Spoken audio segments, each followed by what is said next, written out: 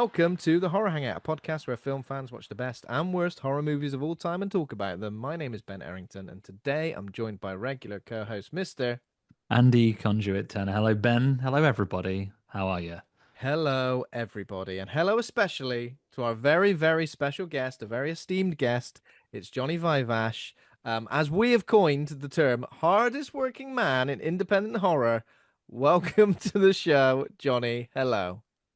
Oh, lads, Andy, Ben, thank you so much. It is a pleasure to be on, and what a wonderful accolade to have. Thank you. I will have that on my tombstone. You deserve it. Fantastic. You That's deserve. Have very it on your kind. tombstone. Yes, indeed. We can get that made for you.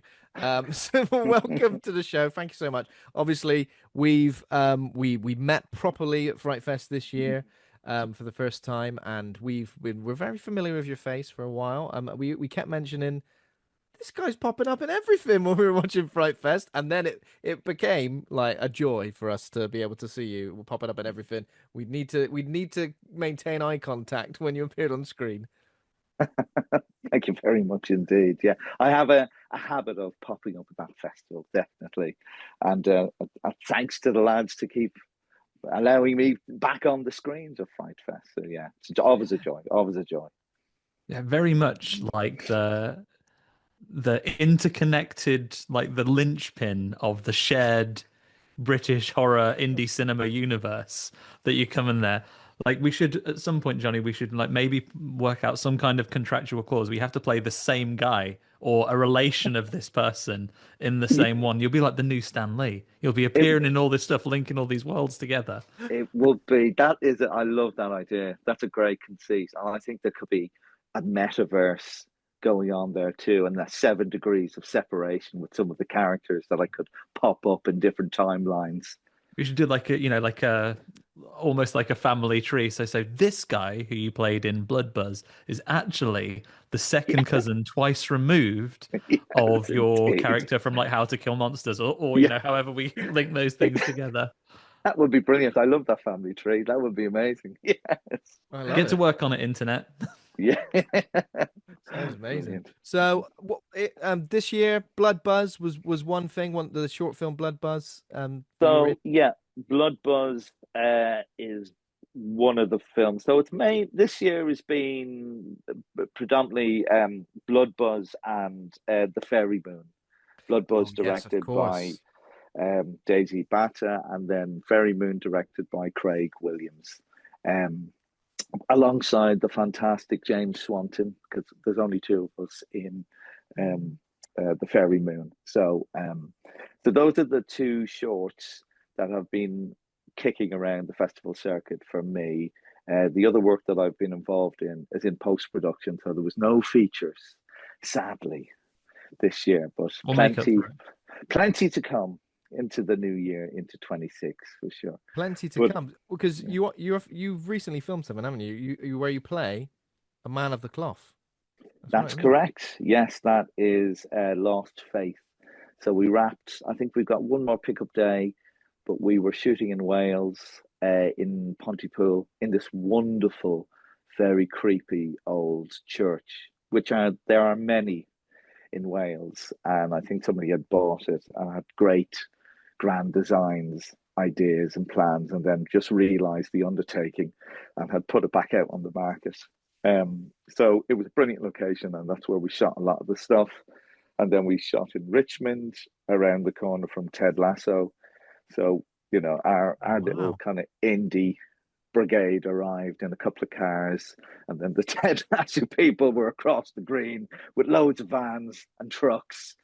So yeah, there's a house in Richmond that they use Mm. for the season. So we did. Yeah, that was one of the features. Yeah, but the shorts have been going great. They've been getting into some lovely festivals in Fantasia and the big one in LA. What's it called? It's gonna kill me now. Fantastic Fest, was it? No. Not fun. Not no fun. Oh, I'll come back to me. As But Mm. soon as you stop they've trying, that'll come in. exactly, exactly. But yeah, they've gone on to really lovely festival runs and picking up some awards as well. But yeah, So there's been a next really warm sort of reception for Blood Buzz. I know we enjoyed it at Fright Fest. It was certainly my pick of the shorts. Poor Ben was ousted. Didn't manage to get a ticket for any of the short film showcases, but Blood Buzz was No. definitely one of my picks of the shorts. I saw it got a warm reception at Dead Northern as well, so that's It lovely to did. see. It is, and yes, it has. It has been getting that very warm and glowing um, reception from people checking it out at the festivals. Yeah, which is great, which is brilliant. It's Daisy's first short, so that's always a great thing for a first time short filmmaker. She comes from a documentary background, but this is her first kind of narrative short. Yeah.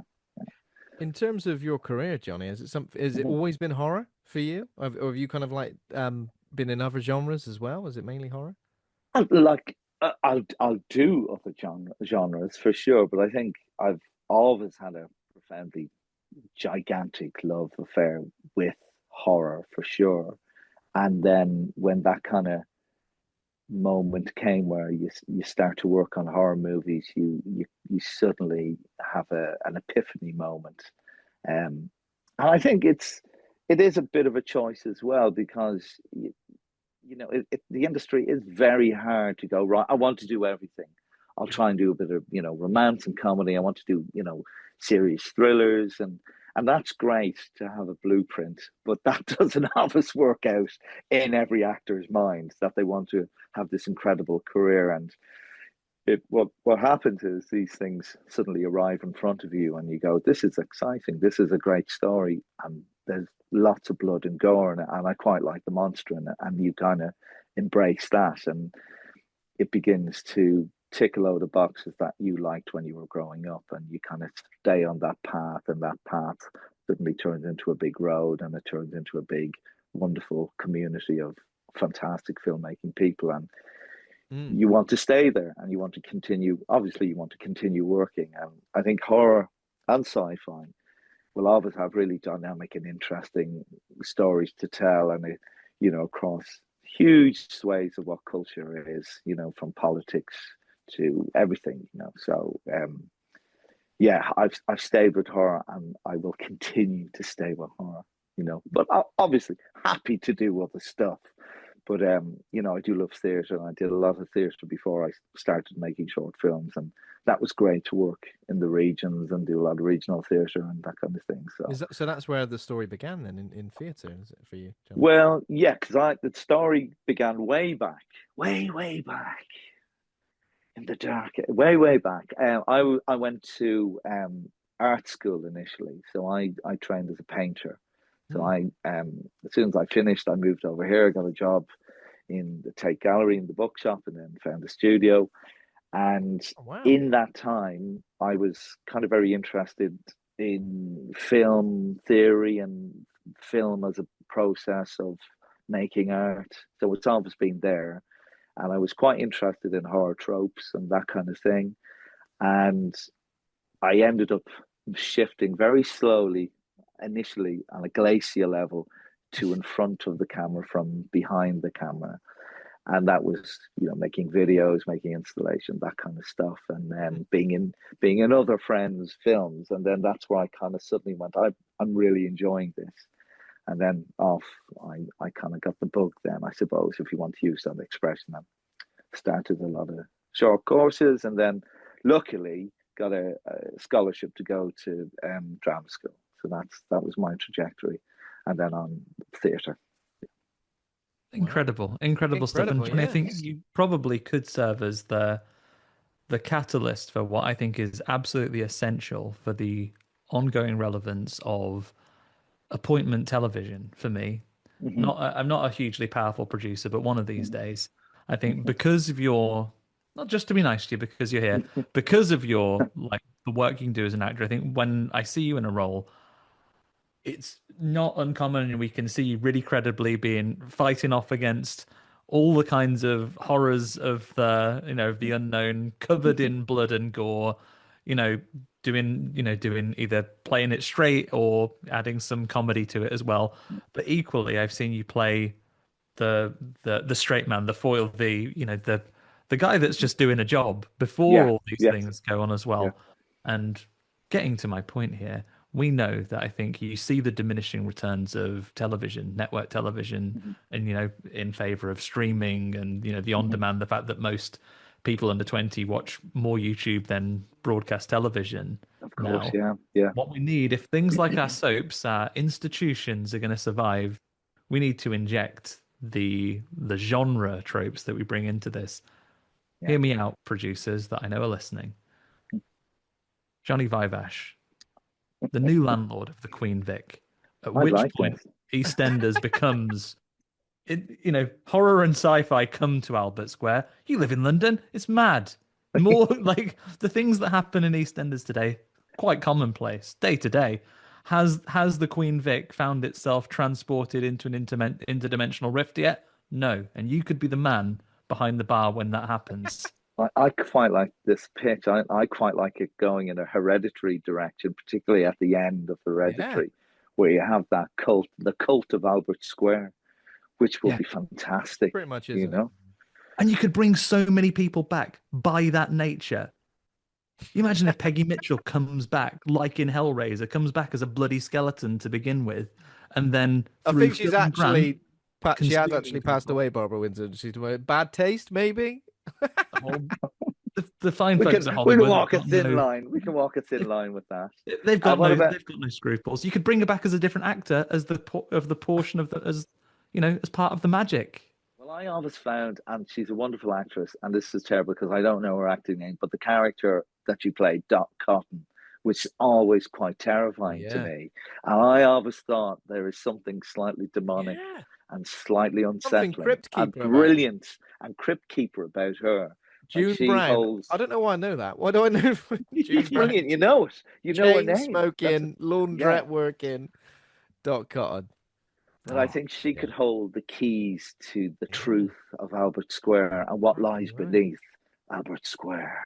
Yeah. Exactly. You know, Like a demon that's chained under there, like all the slime in New York City in Ghostbusters too. Just this ooze of negative energy that why poor Jamie Mitchell has to die on Christmas Day.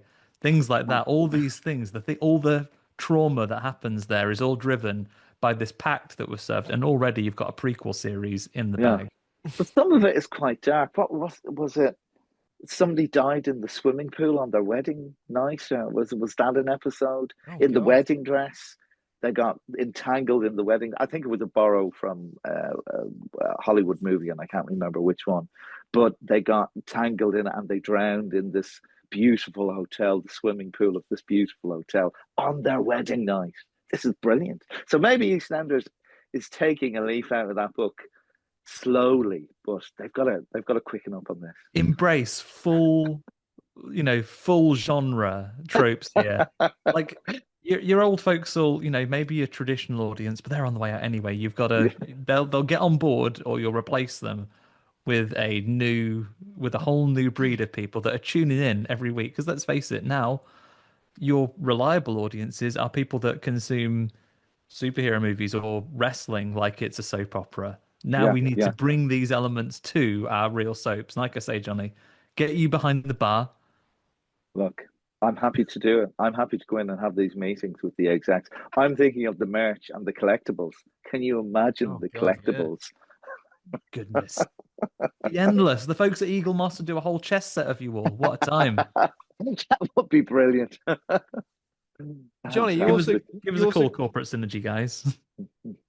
Johnny, you also got to work on Dead Reset as well, didn't you? I did, With yes, Stuart, with with the Lindsay. lovely and brilliant people from Dark Rift, who are Yes. certainly my my favourites. They're all my favourites, but I had such a wonderful time, and I've worked three times Yeah. So Book with of those guys. Monsters, Yes, How to Kill How to Kill Monsters, Monster, and now Dead Reset. and well, four times because if you count the Dark Below, which Oh, was their first one when they I first see. first ever time they went to Fright Fest, when Fright Fest had to go out to Shepherd's Bush. Ah. So yes, that was the first time that they screened there. So yeah, I've an absolute love of all the gang How from was the Dark Rift. process of working on that game? How did it differ? How was different was it to working on a movie or a short film? So it is, and I think I'm not speaking out of turn here when the guys kind of went in and initially said, right, we're going to do this game. This is very exciting. And then the reality of the multi-scenario shoots really hit home, and the complete restructure and rethink of how a scene can work within that context really hit home. So they almost had to go 2 days into it. They had to go rejig everything and go, right, well, we need these options and these storylines and these narrative lines, and where it crosses main narrative, or where the narrative might be taken to another end scenario.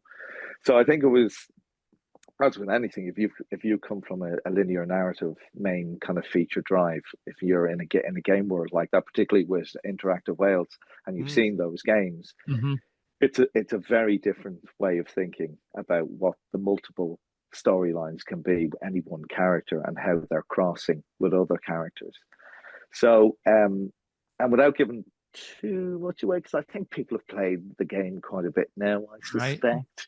So I kind of pop up at the end, and that was quite fun. So I'd only a few days on it, but it was great and it was brilliant. And it's terrible, I haven't even played it yet, and I really want to play it. So maybe this Christmas I'll treat myself. I think you can play it on iPad, can't you? You can play it on pretty much anything. It's on iPad, it's on your phone, it's on. And you know what? I don't give enough credit to Ben. We got a review code for it, and even though we both got PlayStations, Ben selflessly said that I could have the code for that one. So I got the review copy. One for the team there. But if I was playing it and Johnny Vivash turned up, I would have been Leonardo DiCaprio pointing at the screen meme. Would you paused it and said, I know him, actually. Actually, he's been on the show. Yeah, there we go. Maybe I'll send it out to all the aunts and uncles who always ask that question. What are you in? What are you in? And then if you try and explain stuff, it kind of the lights begin to dim and fade, and then suddenly, luckily, something came along. I had a tiny bit in, which was very recognizable. And then the lights came on again. And that was great. Yeah. It's only recognizable stuff. Keep the lights on. Johnny, as we were talking about like your history of horror just then, I'm going to ask you a really big question. I'm sorry I didn't ask you this before. Okay. To give you time to prepare, but I feel like I want to get to know you as a horror fan. So sometimes we ask for guests and their Mount Rush horror. So 4 either characters, directors, actors. We've had weapons. We've had monsters on there. Could you? There's no rules. Effectively, go mad.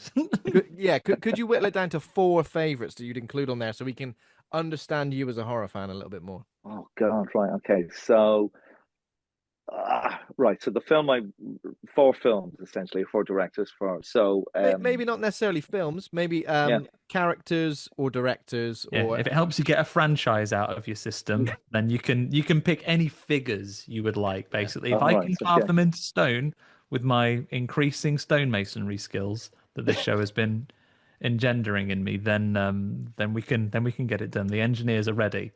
Brilliant stuff. Right, well, I'm going to start off with a film I always quote to people to go and watch, and it's the original version of The Haunting, not, and I strictly say this, not the DreamWorks abomination that completely missed the point of what the original was about. It wasn't great, was it?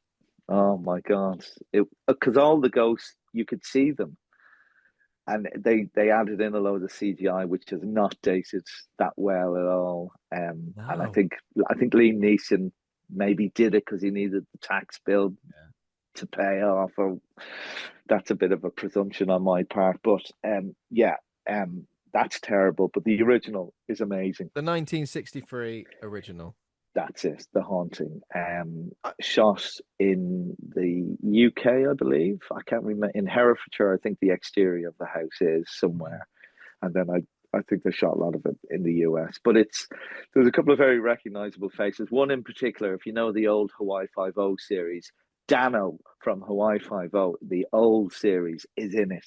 He's the kind of playboy who kind of half owns the mansion, and it was left to him, and he's a bit of a Jack the Lad in it. But it's a phenomenal piece of cinema, black and white, and it's all about there's no horror in it, but it's terror. It's just the suggestion of the horror.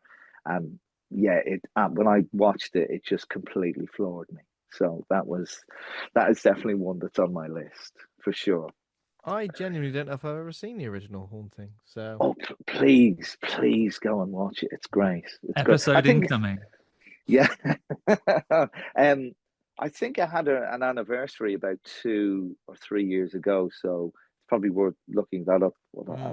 You know, how long? Maybe 40 years. I'm not sure. 50 years. But so that's that. The next pillar of the horror stuff for me is the moment on Salem's Lot, the original with David Soul, where the demon turns to the camera and you get the full effect of the fangs, and when the head vampire suddenly appears. Kurt Barlow, that's his Mr. name. Barlow himself. Mr. Barlow, not to be confused with Gary. No, the original, the OG Mr. Barlow. Yes. Of course, my moment of that film is now and forever that bit where he jumps out in the kitchen and bonks that little boy's parents' heads together so hard that they both die. So that was aired on terrestrial TV, and that was kind of beyond a watershed moment in terms of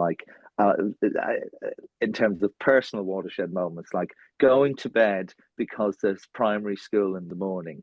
So I got to stay up and watch some of this, and that had a real effect on me. I bet.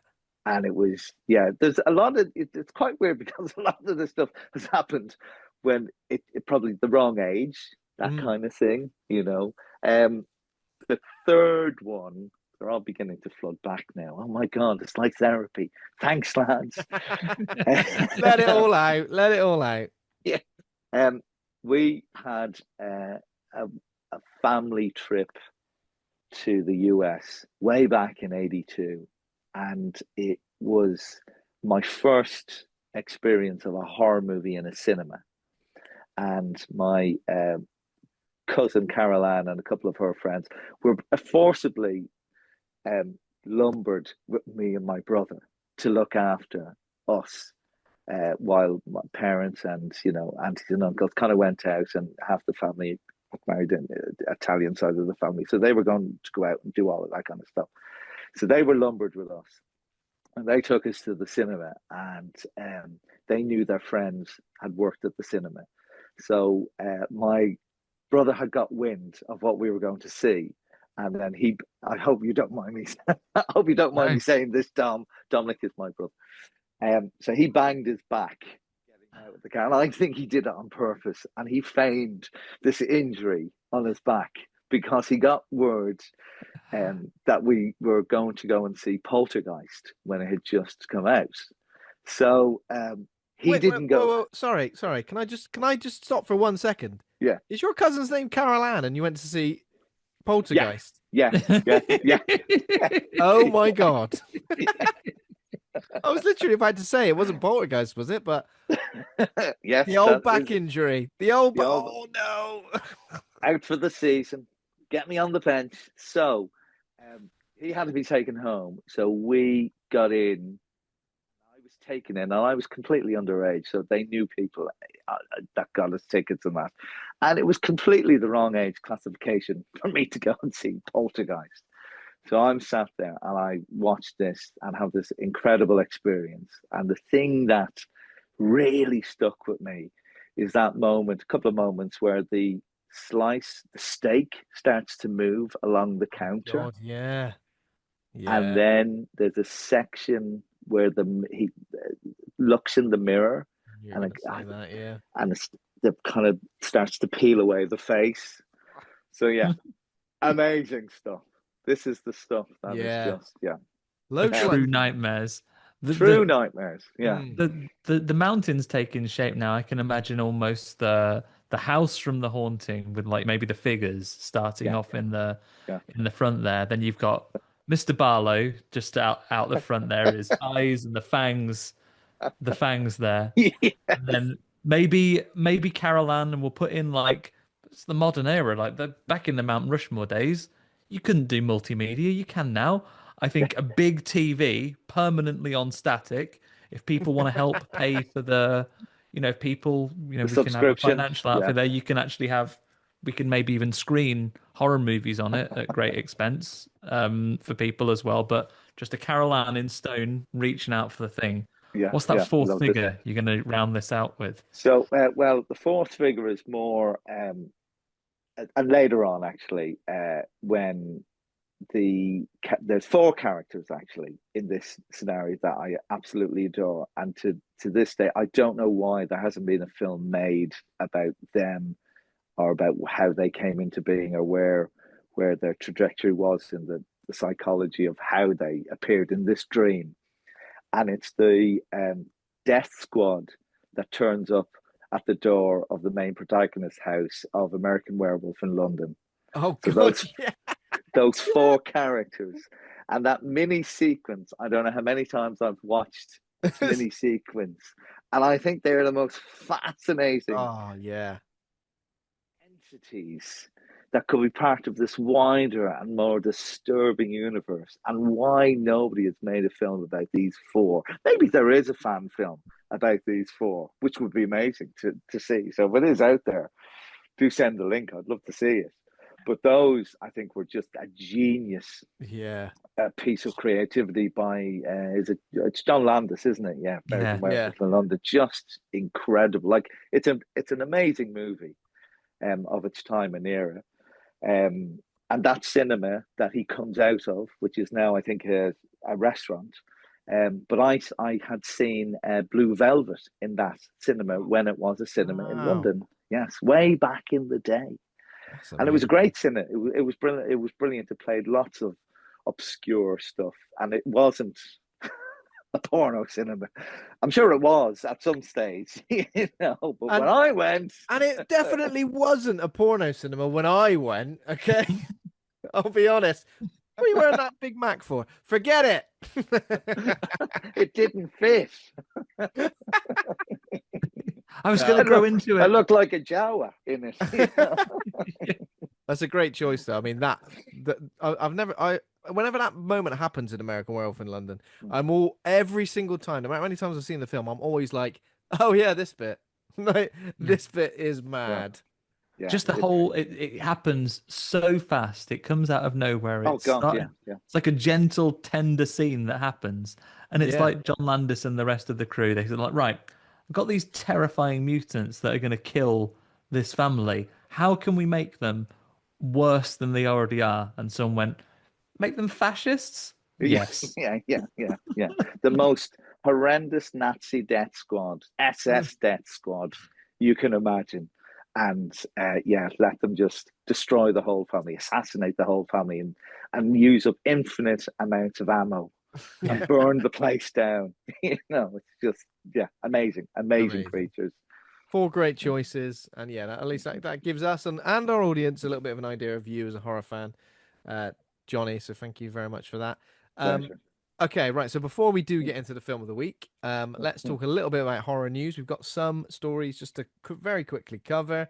So something that's related to the podcast. So Razorblade Smile, Jake West's vampire movie, the 90s vampire. I guess it kind of like inspired Underworld, apparently indirectly, but we're pretty sure Underworld just ripped it off. It's got a lot. It's got a lot of DNA. Like I don't want to. Is it an Armageddon Deep Impact situation with parallel thinking, or does Underworld's success owe a lot to Razorblade Smile? Who's the one to say? I reckon.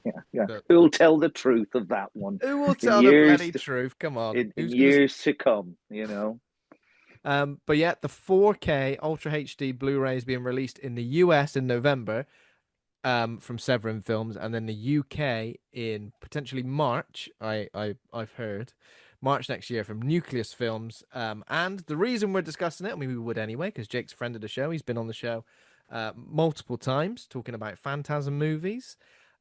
We're included. Horror Hangouts interview with Jake and some of the other crew involved with Razorblade Smile. The interview is on the Blu-ray. And also, we have it on good authority from another friend of the show, Aaron Truss. We're included in the documentary, I don't know if it's a documentary. It may just be like a short featurette about Smiling at 25, which is the Fright Fest 2024 4K screening. We give our immediate reactions to the film, which we saw for the first time at that event, didn't we, Andy?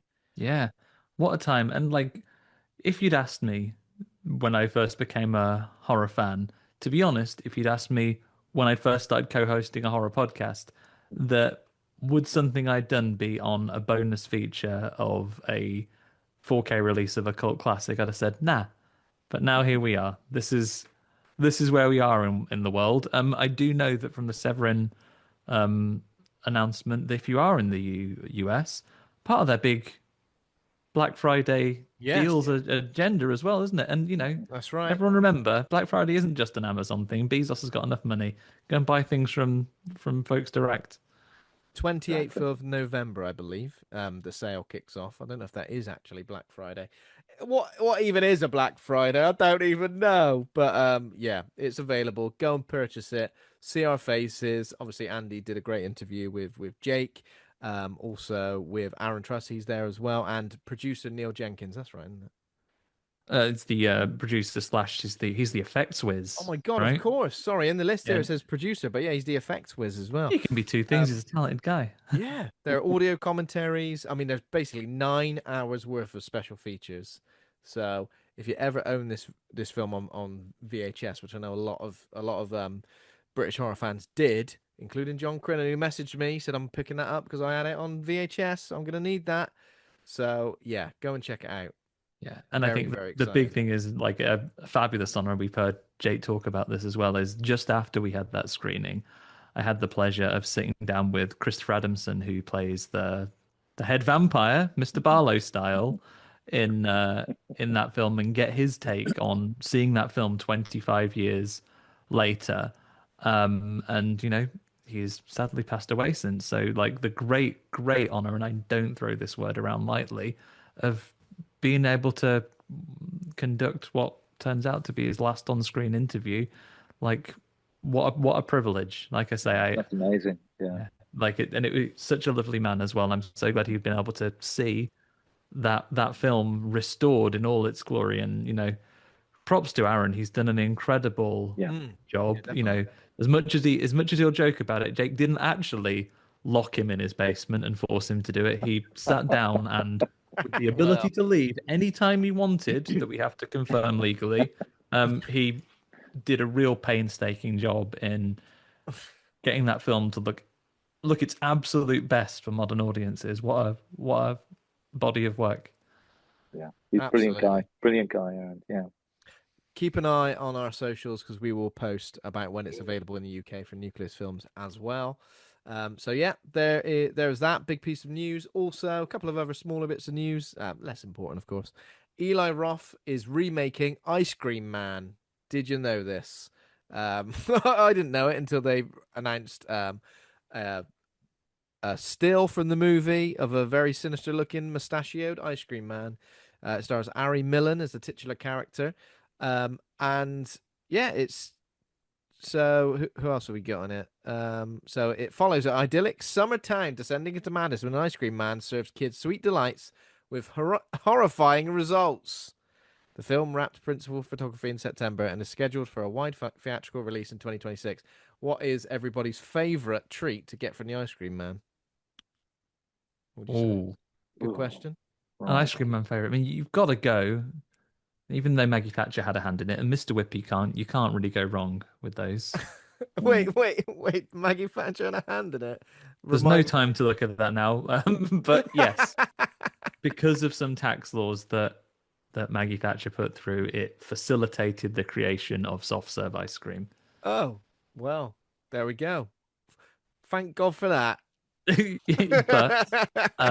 yeah, she killed the ice cream van man. Yeah. She killed the ice cream van man. Or men, rather, I suppose. Yes. Or women who used to drive those vans, although of an era, I suppose. Yeah. But it's the haunting music you would hear as a kid, and then everybody would run out onto the street. Yeah. It's pretty haunting. What was your local tune for your ice cream man? A classic Green Sleeves or a variation?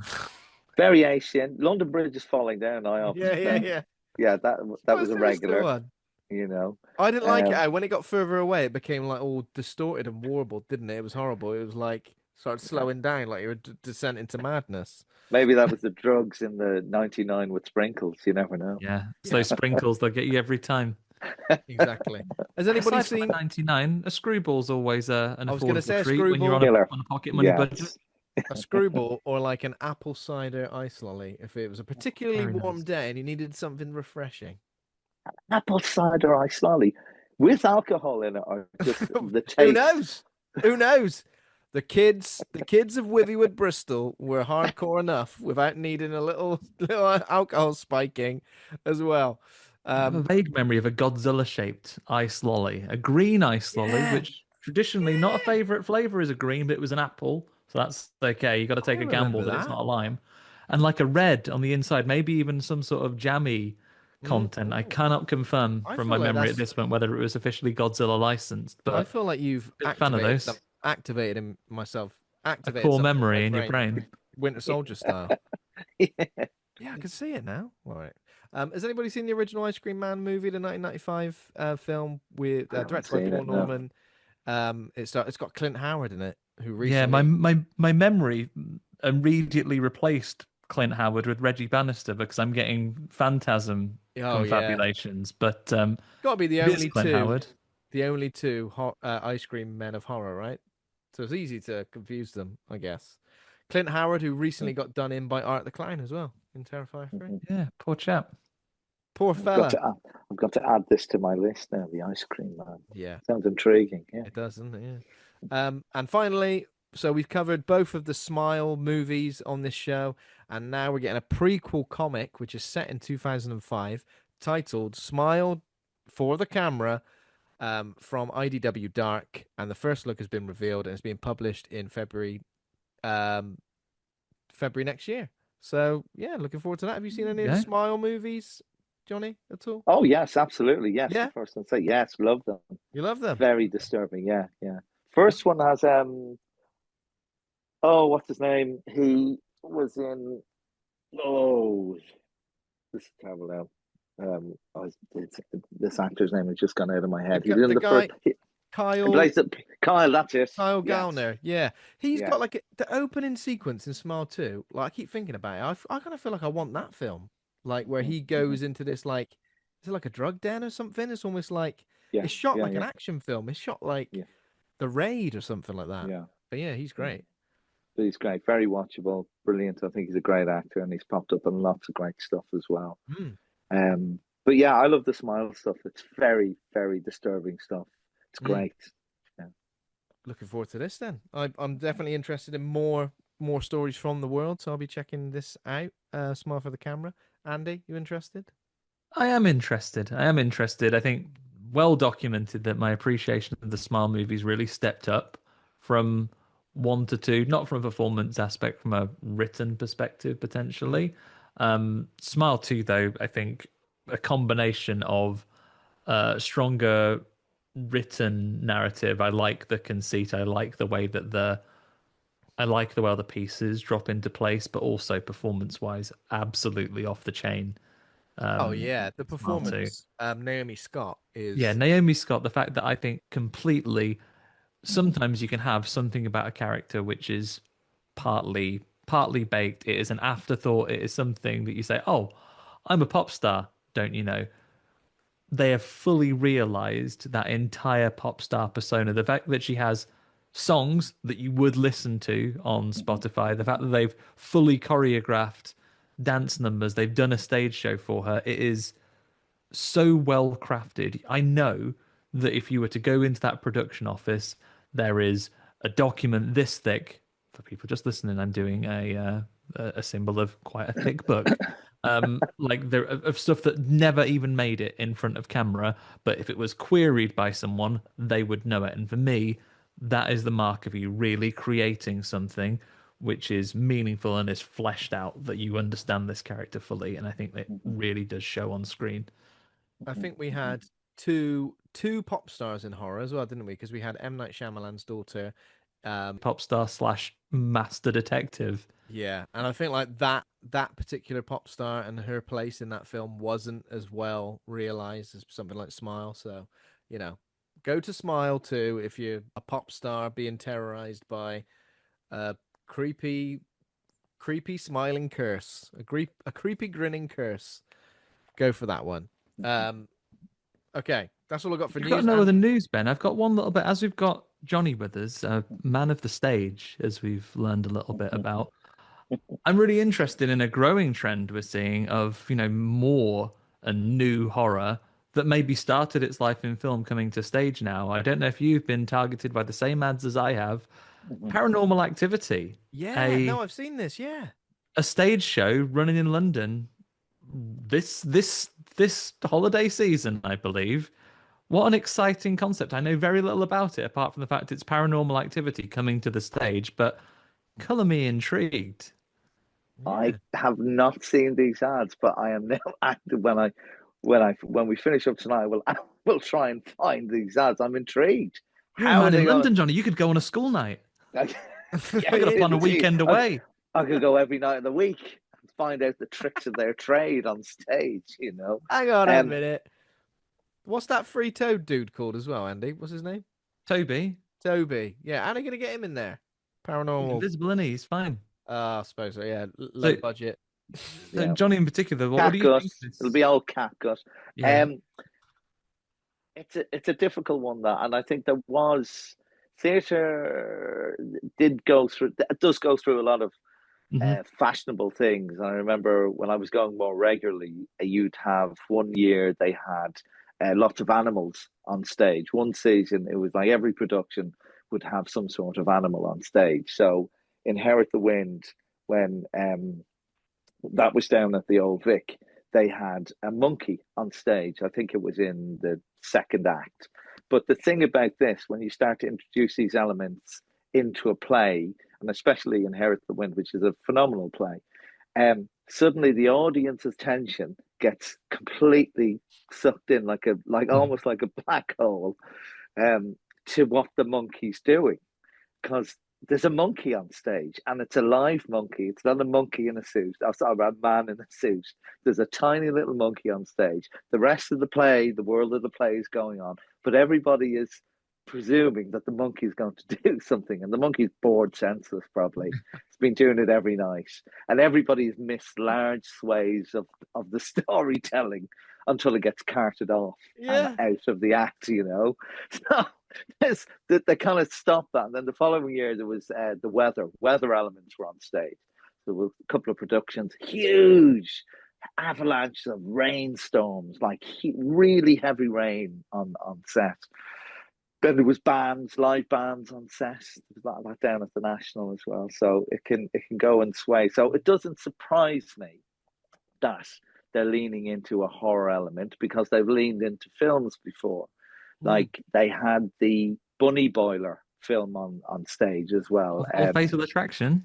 That was on stage. I had a pal of mine in that. I had two people I knew in that. Oh wow. And I went along to the understudy run where everybody gets to play bigger parts. People aren't familiar with what understudies do. They're kind of covering people during a long run. But you got to see what that particular film looked like on stage. Now, I didn't think it was that successful because the film was such a powerful, iconic piece of cinema, and something had gone terribly wrong with the stage direction of when the bunny gets put into the pot on stage. So whoever was doing it had turned the trick pot the wrong way. Oh no. So you could see on one side of the pot, as indeed the whole audience could see, Oh that there was a no. hole in the pot so the bunny could get out. And that was shown. So they gave up the trick by pure accident. I think it must have been a slight glitch or nerves or whatever happened in that particular afternoon run. So suddenly the bunny and the horrible scene, Kind of the lost that bunny, impact. I the want to see the pandemic, yeah. bunny boiled. That's what I want to see. We want to hear its screams. Oh, But it's an insane. What would you guys? Off the top of my head, I'd love to see the Keep on stage. How Now, would they do that? Oh wow, yeah, that's a great show. Yeah, The Keep is actually something that I've only recently become like really, really intrigued by, because I read Yeah, the book and yeah, then I it's watched the brilliant. film, Yeah, and then I think there's an extended edition of the film I watched as well. That would be yeah, great, because that you could definitely have like a single location thing going on there, couldn't yeah, you? yeah. Um, It's a great movie. I love it. Yeah. you're oh going to yeah, have me absolutely. racking my brains now about what else we do, because I'm a big fan of horror on stage. Like Mm. Ghost Stories is phenomenal. Woman in Black Yes. is Yeah. incredible on Yeah. Yeah. stage. I'm a big fan, vocally so, about 222. The Danny Robbins Ghost Story play is phenomenal.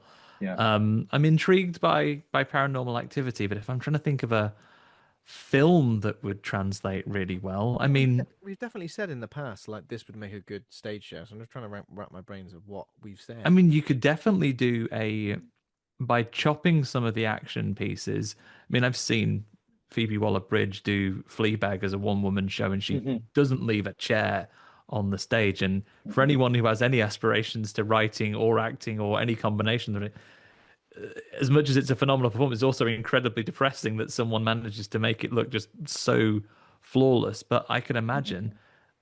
imagine that you could put together like a two-person show of, Manhunter or Silence of the Lambs with detective characters. You could set it entirely in Hannibal Lecter's cell, and you could do some of the off, Yeah. out of scene action off camera somehow, and just have a really powerful actor on stage performing this Hannibal Yeah. Lecter role from Well, the inside of his cell before he makes his escape. you've set up the conceit of what you see a lot of in theatre: two people in a room, three people in a room, and how they hold an audience. So that could absolutely play out quite easily.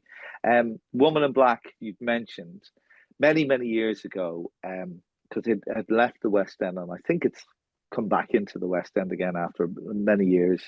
I had a wonderful, sadly no longer with us, a wonderful mentor in drama school called Rob Deminger, and he did Woman in Black for quite a few years, and he played the character who morphed into all the different characters Oh wow. in the stage show, and he was a wonderful man to get to know, and essentially, while I was in drama school, kind of he took me under his wing, and he was doing shows in the Exchange in Manchester, and would always come up and see him and meet the cast and that. So he was a brilliant older actor who was always kind of helping younger actors coming through and that. So, but seeing him do The Woman in Black in the West End is great. And if you haven't seen it, please go and see it, because there's lots of jump scares, Yes. not just on stage, everywhere in the It's so auditorium. good. Yeah, Oh it's It's God. brilliant. so good to see. Have you ever been to see Woman in Black? Then it's great, Yeah, it's really great. good on stage. I would say, arguably, regardless of the quality of acting talent in the film and everything else they can do with effects and sound and music, it's scarier on stage by a long chalk. Oh Oh, and wow. Yeah. of course, seasonally appropriate as well to conclude our discussion on the stage. I've said as much online.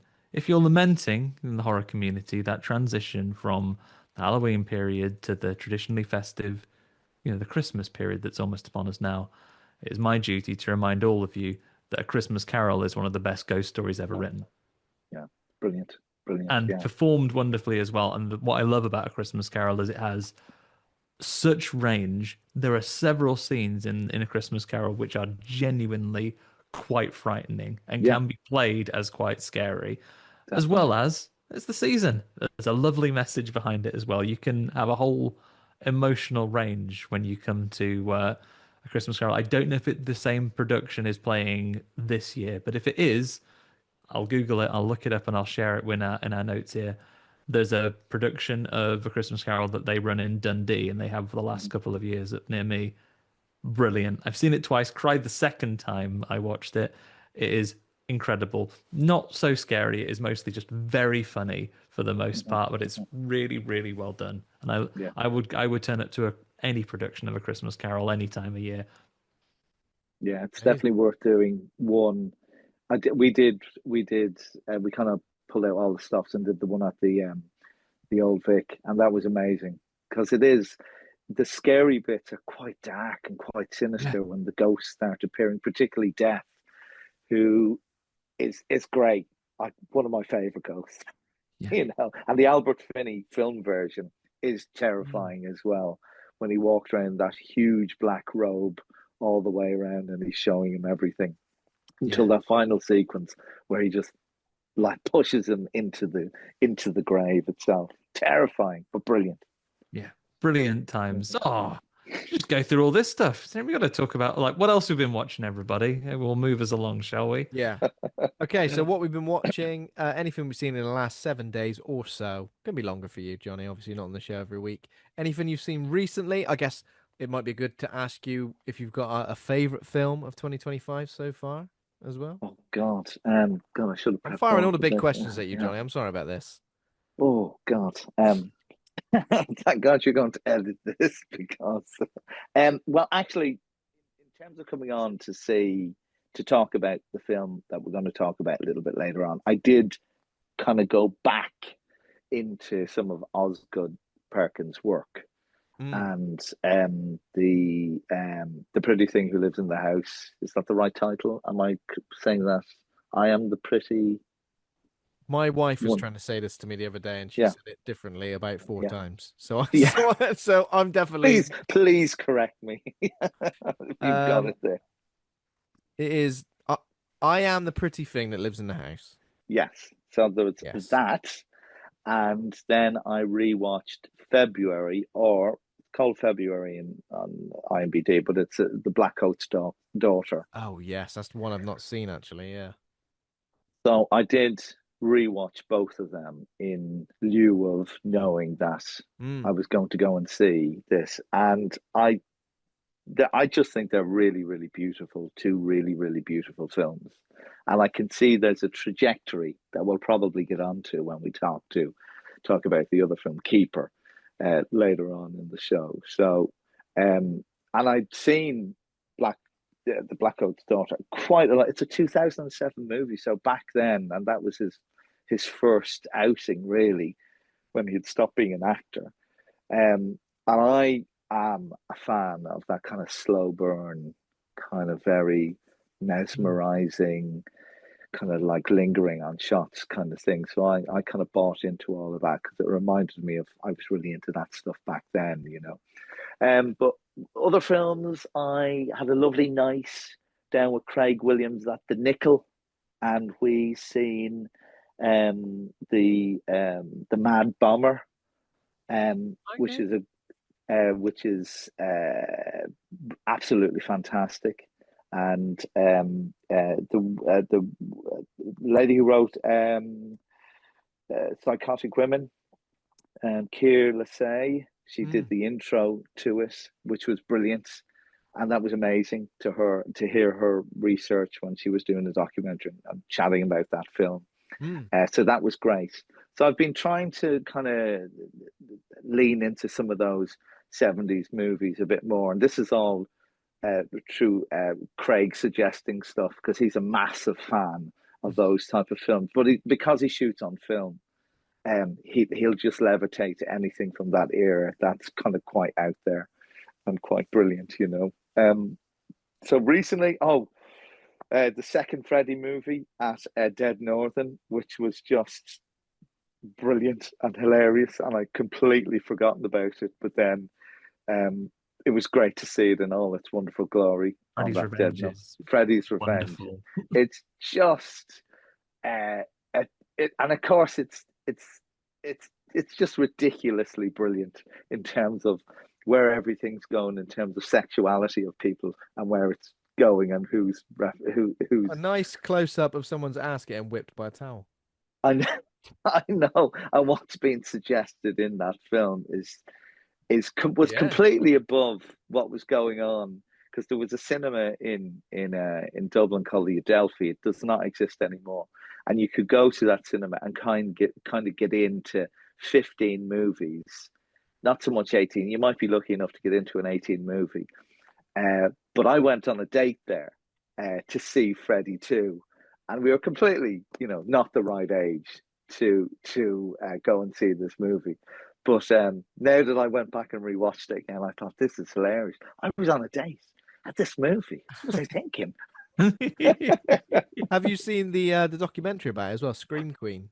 No, I haven't. Oh, I'd love to see that. Very good, Yeah, very good. yeah. Just all about obviously the lead actor and that and his story and all the themes of sexuality within Yeah. it as well. What I love from the Ben, you're a documentaries man. What's the name of the like really extensive Nightmare on Elm Street Oh, documentary? The Never 5 Sleep hour one. Again, which you won't if you want to watch it in one sitting. Yeah, it's about 8 hours 5 long. hours long, and it goes from A to B. And what I love, the insights from that one is going back at the time and talking to some of the producers who would have sworn to their grave, there's no gay coding about this film at all. What are you talking about? Yeah. He They're like, is excuse me? No. he is a really rugged PE teacher who just happens to go to that nightclub where everyone wears leather hats. It is. That's just the fashion. It is one of my favorite sequences in the film, and it's kind of also it's the cool bar where all the alternative kids hang out as well. There's a lot of cool looking people there who look like they're in cool indie bands of the Yeah. era, there. So it's like, God, I'd love to drink in this bar. This is great. This looks where all the cool people are. And then he just bumps into his PE. That guy has gone out and he just bumps into his PE teacher there, which Phenomenal. At the risk of a brief aside, reminds me of I was almost in a similar nightmare situation. This would have been a true real life horror, possibly the greatest horror that I've ever shared. And so as I was growing up, I reached an age of about 14, 15 when I had an opportunity to stay at home and basically live in an unsupervised house and drink with my friends instead of going on a lovely summer holiday with my loving family. And around this time, maybe I was 16 because of the way that the exams and what subjects I was taking must have fallen. But I was just starting like in sixth form, so year 12, I guess. I'd stayed at home. My parents went away, and there was a particular beautiful beach that they go to in Cornwall. It's one of those. It's off the beaten track. You ain't got to wear clothes there if you don't want to. And who did they run into on this beach doing just that? But my A-level computing teacher. This is incredible. Can you imagine if I'd been there, Ben? I'd have died on the spot. He was start bollock. I didn't confirm this with my parents, but I can only make this assumption. A few years have passed since that time, Ben. But can you imagine, completely out of context, you live in the Midlands, so hundreds of miles away from home. That guy probably went on his holiday and thought, can flop the old chop out. I'm on my holidays. I don't know none of the kids around here. Can you imagine? He was traversing the beach in the Hey Jude and happily doing so. in the Hey Jude. So I have never had such vindication for a choice I've made in my life that I chose not to go on that holiday. And I had a lovely time sitting at home. Yes, I didn't get any sun, and that's probably why I'm as pale as I am to this day. But instead of being scarred for life, I sat at home and my friends came round and I played Dreamcast, got the fishing rod extension, caught some fish on Sega Bass Fishing. What a time. Got the fishing rod extension. That's not a euphemism, is it? No. But just think of that interesting relationship that you would have had with the maths teacher after that summer holiday. Oh my God. Listen, mate, I'm gonna need if neither of us is gonna end up on a register, I'm gonna need a passing grade here. Neither of us want to end up on a register. Well, if you're in school, you're on a register by yeah, only one of us should be on a register here. Shall I mention just quickly a couple of things I've seen? So I watched Yes, Larry Cohen's "It's Alive" from 1974. Demon Baby, essentially. So after Randy Nikolov was on the show, talking about "It's Alive 3," The Island of the Alive, which was at Dirts and the Gates, Dirt and the Gates Grindfest a few months ago. I thought I'm gonna go watch the whole trilogy. It's Alive, confusing because the second film is called It Lives Again. So if you're looking for It's Alive 2, you will not find it. It's a real Troll 2 scenario. This is I feel like you don't see the Demon Baby enough. You feel a bit sorry for it after a while because you're like, poor Demon Baby. It literally is born and kills like 4 doctors. It's extreme. It's got trouble. It's got troubles, definitely. It's for got sure. troubles. You've seen this one? Oh, I have, You and have? I'm going to add a caveat here. Oh yes, please do. I've met the great man as well. You have? I met Larry Cohen, yes, No and it way. was. I had no idea that this was going to be a thing. We were at a film festival in Chicago with a movie called Charismata, and it was one of the best Amazing. film festivals that I'd gone to, and they really looked after us. And so the program was brilliant. And then they said, "Look, we've got this, lifetime achievement award." And it's going to be as part of the documentary called King Cohen. And I kind of my head jerks straight away, and I said, "You mean like Larry Cohen?" And he went, "Yeah, he's going to be here." And I nearly fell over. I could not believe it because I Oh had no wow. idea this was playing or he was going to be at the festival. And it was hilarious because his entourage are all the same age as him. So they're all like at the time because he's sadly no longer with us. They're all in their No. mid to late 70s, 80s, kind of like in little bikes or kind of walking really slowly with canes. And he had about 5 or 6 people of his old pals with him to come along, probably friends in Chicago, or people who'd come with him on the journey. But he accepted the award, and it was 2 hours of complete and utter showmanship because his history, he was a stand-up and he was in comedy first in the very early days of black and white TV, and he used to host shows on TV and cable. So he knew how to manage and manipulate, and I mean that in a very positive way, a crowd, and how to tell a story in the most amazing way. And of course, he had incredible stories about all the movies Wow. that and it was a pit stop through that Yeah. documentary. And he had, so when we did that scene, where he rolls out of the taxi, the actor who was playing that scene said, and there's a clip in the movie we were saying like, "Larry, I ain't fucking rolling out that fucking taxi. You do it." And then Larry went, "Well, if I do it, will you do it? And we'll film it." So he went and he rolled out with the taxi to get the actor to roll out with that taxi. Now, a very famous scene just off Times Square where the actor dives out with the Yeah. taxi. So Larry did that so the actor could do it. Oh, amazing. And they were doing all of this stuff on the fly, no permits, no nothing like that. Great, mad, guerrilla style days of filmmaking. But I had a very quick chat with him in the festival bar, and he was just the nicest man. But he just glows. He has Yeah. this glow and aura about him. So I didn't even yeah, know there was the King Cohen documentary, so already I'm seeking that out. I definitely need to yeah, watch He that. loves a documentary, Johnny. I don't know if you've heard yeah, this about him, Do but you yeah. have he a Yes, will. I've heard. favorite Larry Cohen movie? Uh, oh, um, the baby one is certainly, but what's the one with the creature on top of Q. yes, yeah, Quetz. that's amazing. I don't know how to say the word. Quetzalcoatl or something like that. That's okay. It's Yeah, very yeah, good. yeah, Yeah. Is yeah, that it? Yeah. yeah. I Yeah. think so. Yeah, Okay. yeah, That's yeah, good. Um, I mean, that's amazing. That's an amazing. I'm gonna find this documentary and watch it. yeah.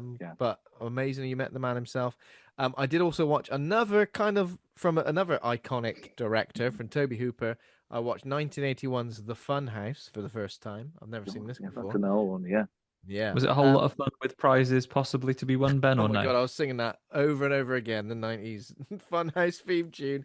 Do you know what? This is so similar to Texas Chainsaw Massacre. Like when you think about it, when you really Mhm. break it down in terms of like this family dynamic, these people who like go into the world that belongs to this kind of like, well, I don't, what word could you use to describe this family? Unconventional family, let's say. A load of the animatronics, well, not animatronics, but the sort of well, yeah, animatronics, that's the right word, isn't it? Mhm. Suitably creepy, where I'm like, none of them look like really pristine, like they've been made for Mhm. this film. It's like they've been cherry picked from all these creepy like fun houses across the US and just put in this film. Again, the story is kind of like there's a bit of a subplot with a kid going in there that kind of just gets left at the wayside, which is a bit disappointing. But overall, I think it's pretty fun. Pardon the pun. Pardon the pun, of course. Um, You guys haven't seen this, The Funhouse? I No, think I haven't seen it, but I think I can remember at the local video store, my local Yeah, video store, yeah, Video Venture. I'm sure I yeah. remember it, and Well, I never there's got a it out. guy Yeah. in a Frankenstein mask. This is the Mhm. iconic look, and underneath he's very disfigured. And yeah, it's pretty terrifying. And finally, I did watch The Running Man, Edgar Wright's The Running Man, and I had a great time with it. I thought it was really, really good. This kind of obviously it more, leans more into Stephen King's book than it does the 1987 movie. But this like cyberpunk world that they've kind of built, this like anti-capitalism story, is great. And Glenn Powell, who I don't think I've seen him much before, but I'm like, okay, he's the next big leading man, without a doubt, after watching this Mhm. film. Because he runs exactly like Tom Cruise as well, which I feel like sets you up to be exactly like yeah. that. Yeah. And Infinite stamina glitch running like the T1000. running Yeah. like the T1000, exactly. But honestly, it's so good. It's got some amazing sequences, and I just loved it. You know, when you're watching a film, you're just like, I kind of just don't want it to I end. love Like, this. Yeah. yeah, you know, when you're Yeah. just Yeah. watching it, you're like, this can't be the end. Come on, there's got to be something else happening. There's got to be another twist in the tail. But yeah, it was great, and yeah, I think the only thing I would say, it definitely lacks that kind of Edgar Wright flavor. You don't watch it Yeah. and think this is an Edgar Wright movie, but I think that's slowly been dissipating from his films anyway, as the years have gone on, hasn't it? Yeah, Like, no one in Last Night in Soho does like a quick gearing up scene. no, there's no cornetos in this one. But yeah, if you haven't seen it yet, I recommend going and watch The Running Man. I guess it's kind of horror adjacent because it's written by Stephen King. But yeah, after The Long Walk and then The Running Man, if you fancy something a bit faster paced, I guess, then go for this one. Andy, seen anything Well, this week? Ben, a couple of things. Um, you may have seen on the feed, everyone. I had a lovely chat with Alistair Train about his recent short pearls, which I finally, after all this couple of weeks of travel, got round to sitting down and watching. He does some good effect work. Does Alistair? Some good. Have you managed to catch up on this yet, Ben? No, I've not seen it yet, but I will. I'll watch Just going to it. find yourself 15 minutes in your schedule and you can get caught up on Well, it. Lovely. I know you've got a lot of very long documentaries to watch, but yeah. it's worth your time. I love the character effects in there. Like again, like great potential. I'd love to see some more of these things that he's doing. And from having a chat with him as well, I know that he is my kind of people. Big into his practical effects, big into seeing how we can gross us out with a new concept, and you shan't be disappointed if you get in and watch it. Very good. Hell yeah. Looking forward to it. I also, Ben, after hearing you and Kat discuss it last week, I thought, and seeing Ashley do a regular updates on it as well, I thought it's time for me stop being, as much as I will never abandon my ongoing quest through contemporary 1980s TV series based on horror, Friday the 13th. I thought this week I'm gonna get my head down and catch up on something that's actually out right now. So I am now fully up to date in it, Welcome to Derry. Oh, So we're nice. there. You've seen Four episode 4. episodes down. Is that the mid-season break now, or is that episode I 5? looked it up this. I asked the computer what the deal is with the mid-season break. I think it's just got a slightly Mm. they're just slightly changing the pacing. Maybe they're missing a week, but the series is due to finish unless Google AI is a liar, which I'm not going to say isn't true. I think the series is still due to wrap up sort of December 13th, so we only have a few more, like 4 more to go. Mm. So How do you feel about them keeping? I mean, this I don't think this is much of a spoiler, but keeping Pennywise, I guess, mostly under wraps for the time being, not just having him appear immediately. I think it's good that they're getting some build up to this, and I think it is nice that we see in episode 4 again. I'm going to keep it vague. We get a little bit of background and introduction Mm. to the character and the origins in this one. And I think it's a really interesting point. And it would make sense that, this isn't a spoiler because it's part of the book and part of the versions we've seen a bit time and time again. It makes sense that it's a shape-shifting creature, so it should have an appearance which replicates people's fears Mm. at the time. And I'm enjoying that from the concept. I think I have a range of mileage, because I know, and you've talked about this already, the interest in having this shared world for lots of Stephen King's different books. We know we've seen old Scatman Carruthers himself, good old the original Shining Man, has a has a role to play in this. I raised my eyebrows a tiny bit at one remark in a recent episode where they go, "If you're not careful, he'll send me to Shawshank." Look right down the barrel of the camera. I'm like, okay, I get it. Said, oh, it's a real Dark Tower situation if you go there. No, like, oh, look at this dog. Hello, Cujo. And the cat will walk past and that'll be cat size. I think they need to be careful about how much they do that. But right now, I'm on board for it. I'm enjoying it. And what I'm really thinking is, what an absolute coup de grace by coming out now, just before Stranger Things does their big thing, because it's super Stranger Things coded. It itself as an idea, it is an unspeakable horror that a group of fundamentally children or adolescents are the ones that are tasked with dealing with it, because the adults are incapable of doing so. And what an absolute blinder to play when, by design, when you're doing an It series, is that it doesn't matter if between series your child actors age out of it and become adults, because that is part of the concept of the show anyway. You could do it anyway. Whereas now, the big thing, and we should be talking about the quality of the movie, but it feels right now the Stranger Things hype has been very coloured by the fact that anyone and their mother will give you a comment of, these children and meant to be child characters are all in their 20s now. Some of them are married. And the other challenge, of course, being fairly large, overshadowing with the very public breakup of one of its stars' marriages. It's a real time for Welcome to Derry come out and really, if not eat it in its entirety, have a big old bite of Stranger Things' lunch. Yeah. Gonna put it better myself, mate. Yeah. I'm enjoying it too. I think I've got episode 4 to watch. So episode 4 is good. And I think I shared with you as well, Ben, that I think certain things that your film watching brain starts to pick out of, well, hang on, how come they haven't mentioned that? They have neatly sidestepped with the law they look in there. Oh, when you don't live here, you forget about it. Because, well, you've done it. Yeah. You've got out of everything. Get out of jail. It plugs all the plot holes there. Film of the week, which is Keeper, and that is a 2025 American folk horror film directed by Osgood Perkins. The film stars Tatiana Maslany, Rossif Sutherland, Birkett Turton, and it's about a romantic anniversary trip to a secluded cabin turns sinister when a dark presence reveals itself, forcing a couple to confront the property's haunting past. Interesting. So we've got 5.9 out of 10 on IMDb. Rotten Tomatoes, 48% critic score, 41% audience score. Letterboxd, 2.7 out of 5, and some choice reviews from that platform. Mr. Kraken says, Osgood Perkins fans, he's done it again.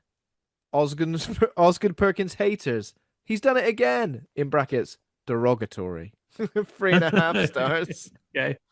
Blair says, Osgood Perkins's contribution to the good for her subgenre, 4 stars. Haunted Hip, I enjoyed this one. Haunted Hippie says, Keeper, I barely know her, 2.5 stars. Very good. And Lauren says, you've heard of Daddy Longlegs, now get ready for Mummy Longneck. 4 stars. Oh, of course, I'd forgotten about Mummy Longneck. I was brilliant.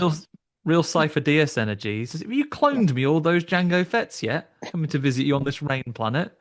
It was very like J horror vibes, and I'm almost like a little bit frustrated that it didn't fully lean into those J horror vibes. So I was thinking it's the perfect sort of setting for a film like this. With the waterfall, with that beautiful setting, it felt an essence of that for sure. So I don't know about you two, but I knew almost nothing about this film in terms of plot. I mean, obviously I'd seen the trailer, maybe like once, and I liked that kind of like dual narrative thing where it was like from the point of view of Tatiana Maslany's character and then Rossif Sutherland's character in the trailer. You kind of had the trailer play twice, didn't you? I liked that. But in terms of everything else, I had absolutely no idea about it. And I kind of felt that was really refreshing for a film, especially I don't know if you guys feel the same, but to go into it and literally go, I genuinely have no idea what direction this is going to go in. Yeah, it Hmm. was interesting to like you, Ben. I think we took Kat's and others' advice, and I certainly didn't read anything else. I went and saw it Same. as fast as I could, not just because of our recording schedule, but I tried to go in knowing very, very little. And, you know, for moments, we'll talk about it as we go through. At this point, we should also give a spoiler warning. It's a new film. We're going to spoil it. Hmm.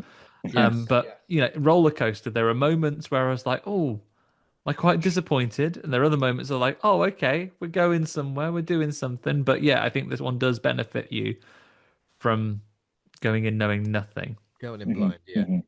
So Johnny, you mentioned some of Osgood's previous works. Have you seen both of the most recent releases, so Longlegs and The Monkey? Oh yeah, yeah, Yeah. absolutely. Yeah, and two very different. Well, certainly the monkey is kind of like would be outside the canon Mm. of, let's say, if you were to kind of link themes or look or tone to the other two movies I mentioned before, and Longlegs and this and Keeper. That one is just kind of slightly outside of that look and feel, Mm. where I feel he's quite grounded because he likes to tell a story about a lady and Yeah. what's happening. And I think he's very confident in doing that. And I think his storytelling is quite strong in that department. He's got a great sensibility and understanding of that. I did exactly the same as you. I seen a very early trailer because I think there was a second trailer that came out that had some of the creatures, but I purposely Oh, avoided okay. that, I so didn't see that. I didn't even see that one, and it opened on a Friday, but I took myself off to the cinema on a Monday, and I think it was the 11:40 show at Leicester Square View, and there was four people in the cinema, which was ideal. My prime time to go and Oh, see a film, and yes. it's my Absolutely. favorite. And I you're love that. solo flying, nobody in the cinema. Yeah. It's brilliant. It's like you have these images or these fantasies of this is the basement cinema in your mansion that you've just Yeah. wandered down to. Who are you? That is Who the are you dream. other four in here? Get out of it. Whereas I've had Told the you. opposite experience. I went to the Mad Lad screening 8:40 p.m. Monday night at the Cineworld in Dundee. There were only four of us there as well. Four as well, Yeah. yeah. Yeah, but it was yeah, a In Bristol, quiet there were screening. like only like one show in a day. Like it came out on the Friday, and then I went. When did I go? Yeah, I went on the Monday as well. There was like one show in a day, like in any of the cinemas. So it was really limited. But yeah, probably similar amount of people to be fair. So yeah, I when you say about we talk about we talk about Longlegs and the Monkey, not entirely sure. I mean, you've seen more of his films than me, Johnny. Mhm. I'm not entirely sure about directorial style, like if there really is something there which is present throughout all the films, because really do feel like Longlegs, the Monkey, and now this, they're so different that if I Mhm. didn't know they were directed by the same person, I don't know if I'd necessarily connect them. The Monkey's got that kind of like madcap thing Yeah. going on. Yeah. Long It's a Legs dark is comedy as a well. Yeah. dark comedy, Essentially. yeah. Yeah. Yeah. Longlegs is obviously very, very stylized Mhm. and almost like it did really well from the marketing standpoint, where it kind of framed it as something else, and then it was something completely different. Yeah. Yeah. Keeper almost feels Neon were brilliant at doing that. Yeah, neon, for sure. absolutely, Yeah. yeah. I feel like Keeper feels like a lot more kind of like straightforward, I guess. It doesn't obviously there are some really interesting themes that come out as the film goes on, but it feels I don't know, it feels like those two films, Longlegs, The Monkey, very much like swing for the fences, experimental, kind of Mhm. like crazy genre films, where I guess feels like Keeper has got a lot of ideas, but they're kind of like below the surface. And when they come up, they don't necessarily feel as fleshed out as If we're drawing perhaps they could. circles, it's really funny. It's really interesting take because I think this shows the wonderfully subjective nature of cinema. Because I feel there is a common there is a common thread for me that runs through Keeper and Longlegs certainly, Mhm. and I it might take me a minute to articulate what that is. Is it just a sort of feeling of atmosphere? Is it the color grading even, or just the way that people speak and the world that they feel they inhabit, even if they're in very different places? But I feel there's like a commonality between those. Whereas, below you, Johnny, I think the monkey feels something very different to me, and we'll unpack this as we go through the film. I think if I have a favorite Osgood Perkins flavor, maybe for my personal tastes, it's the monkey, because much like people know that you're a documentary-man, Ben, what I like is stupid shit. And and the monkey embraces that in a way I really appreciated, where I think sometimes sometimes the slower paced ones, they can hit or miss for me. And there's lots to enjoy about both of those films, but definitely I think my natural persuasion is leaning towards the insanity of films like The Monkey. Which is a whole load of fun, and it's Yeah. brilliant. And even the monkey and the toy it's based off is an intriguing thing and a very disturbing looking thing as well. And when you add both the narrative in and the curse of that particular toy, it's great. It's brilliant. You know, it never leaves you. It's fantastic. But I think with Keeper, you have a female protagonist who's an artist and a very talented artist, and then in The Pretty Thing, who lives in the house, there is the brilliant Ruth Wilson plays this nurse who goes to look after the lady of the house, who was a writer. And in the previous movie before that, the February, or the Black Coat's Daughter, you have three female roles all intersecting, although not linked, but are linked because of loss and grief. So you have all of these type of roles that sit really well with his type of filmmaking and atmosphere storytelling. But with Keeper, I feel this is the kind of like the final part of a trilogy of him telling this type of story.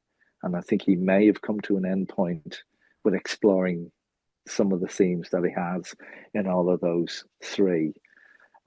Isolated females in horrendous situations, and it ever becoming darker and more sense of trepidation or isolation closing in. So these are very much explored within those three movies. Yeah.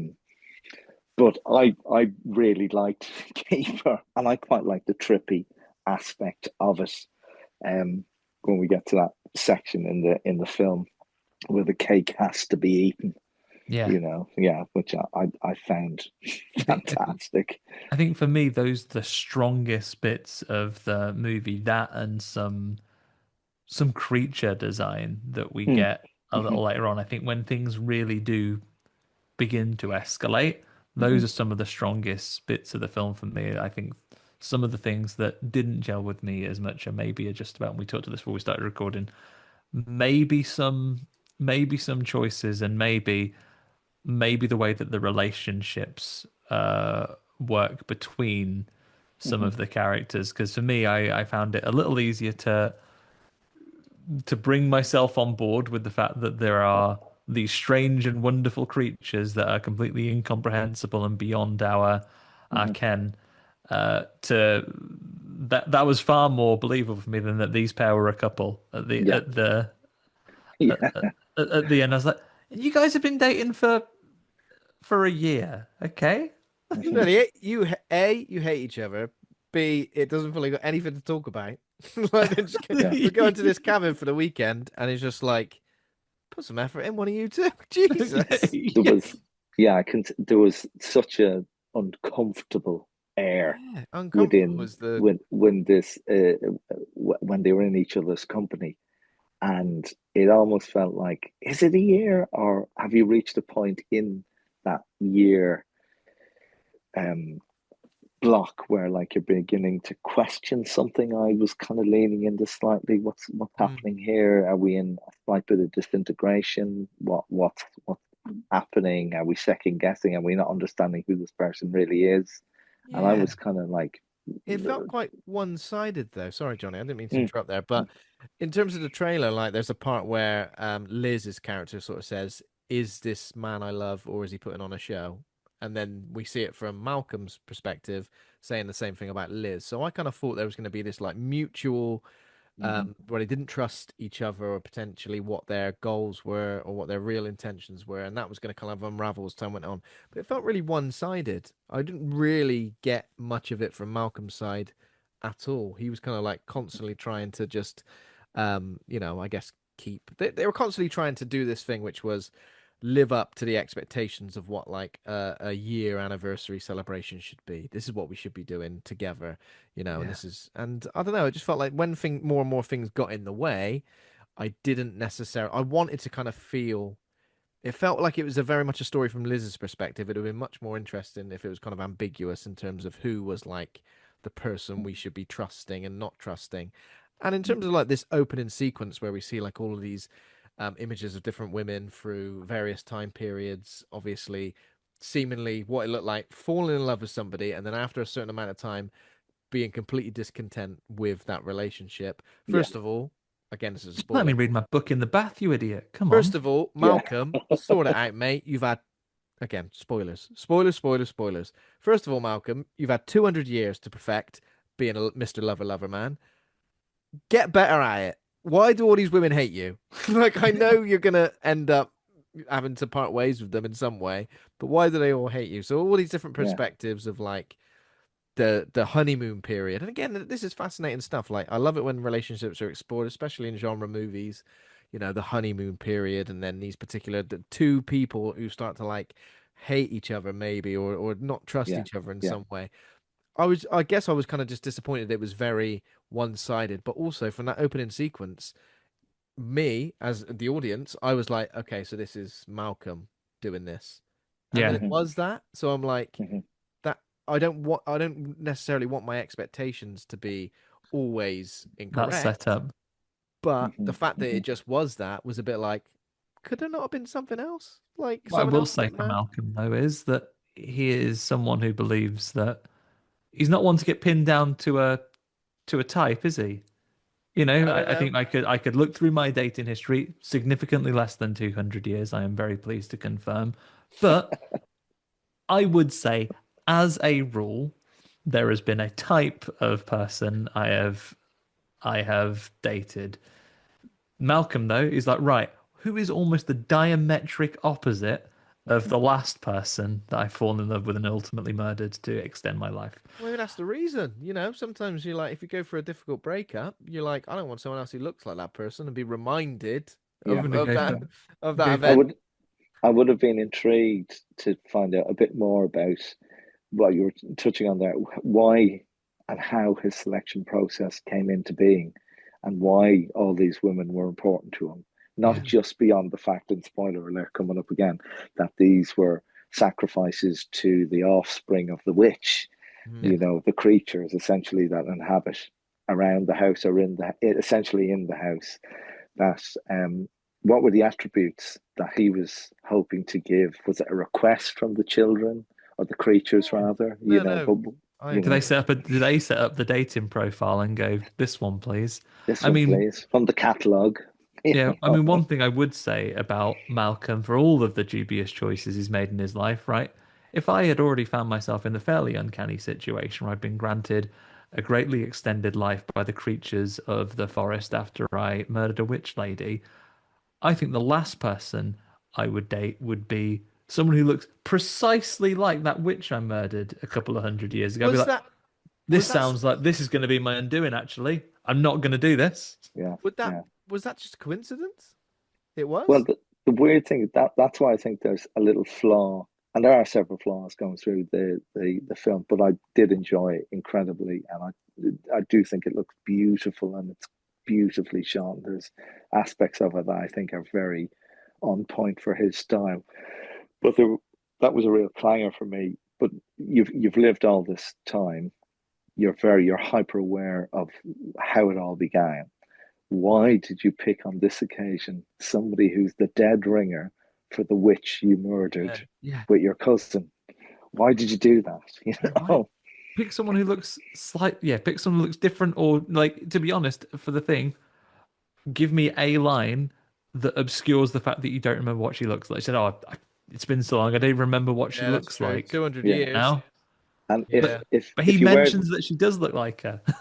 yeah, and he does that, but why didn't he bring Mrs. Portnoy from the hospital and give her to the kids? Remember, he makes up the Yeah. lie, Yeah. or Did maybe it is Portnoy, truth. did Portnoy even I've got exist? to head off now. Poor Mrs. Portnoy, she's got the coma thing going on. I need to sort it out. You know, he could have brought her, get Yeah. her up. The You fact it know, always seems to be someone he loves, is that part of the sacrifice process, the part of the I curse where I think that must be the mythos, that the deal that is yeah, struck after he kills the witch, that the the deal mythos that's is cut with them, that the the children won't kill him, but and his cousin, but to do that, your curse is that you will live forever, but you have to keep feeding us yeah. this life It's energy, it's a bit all over the place, isn't it, in terms of the mythos? Like why would they necessarily want to keep him alive and keep him unless the witch was feeding them and now they need someone, anyone. This guy and his knobhead cousin. Just All the yeah, this people guy. to get stuck for eternity with this fella. Yeah. Well, I must admit there was, and I was thinking about after I'd seen the film. You're around for 200 years. You're probably going to be around for another 200. For a large part of that third part, like the third century, you could just be a knobhead all you wanted. Nothing's really going to happen to you. No, You know, nothing's off the nothing's no. off the table. You can do or be whoever you really want to be Yeah. I And kept I because assume they're probably quite financially stable because they probably bought those cabins for a threepenny bit like that's a mm, new build though. decades So ago.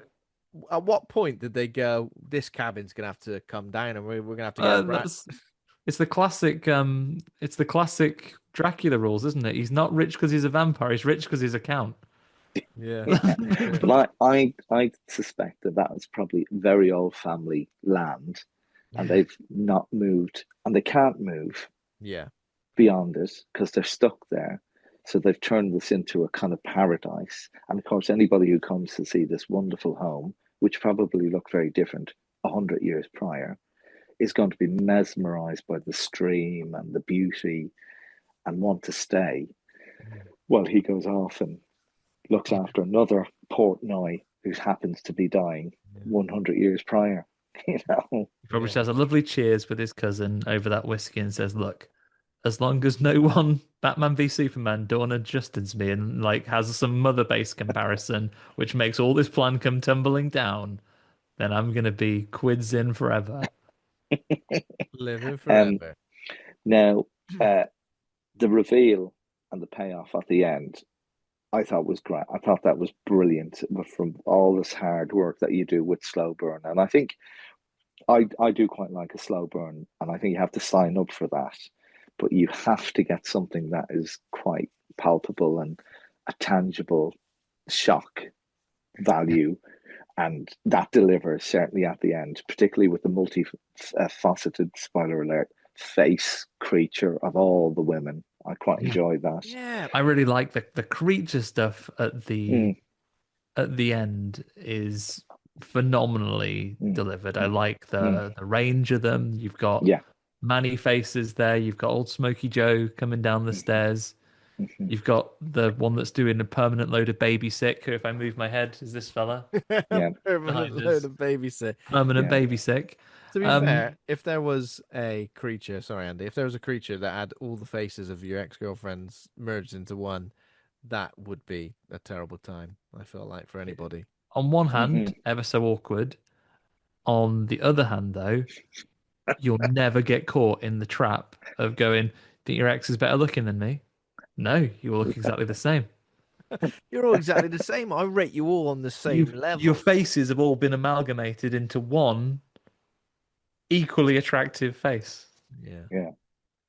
But yeah, I think the key for me with this was the chemistry between those two characters, and I just yeah, I didn't quite believe it. I also feel like neither of them are particularly likable. Like I don't feel too like sorry for Liz at any point. I kind of just feel like I don't know. She's in this situation. I get it, but like it's not like this Rossif Sutherland's character Malcolm is like this big bad. Essentially, he's almost a bit of Mhm, a teddy bear, isn't he? He's quite mhm. um a So before bearded. then, if Teddy Ruxpin was a guy, that'd be Yeah, him. yeah. He's like a bearded, cardiganed, softly spoken man whose accent could be, I bet he doesn't like confrontation. I bet he Like, I doesn't mean, like he doesn't confrontation. he? Like, even when a murder plot is uncovered, he's like, Mhm. "Don't be angry. Let's just Yeah, have a Please don't chat." be And angry. Let's chill out. Have a little but sliver of this cake. Go on, but I Johnny. think that that's quite an interesting flip as well. That the guy character is this kind of quite softly character, and then Mm. the female protagonist in this particular film is a little bit more colder and harder to kind of get into and Yeah. understand a bit more. Even And the way she and communicates with her friend as well, is mm, a bit like unexpected. Sorry, Johnny mhm, Carroll. mhm.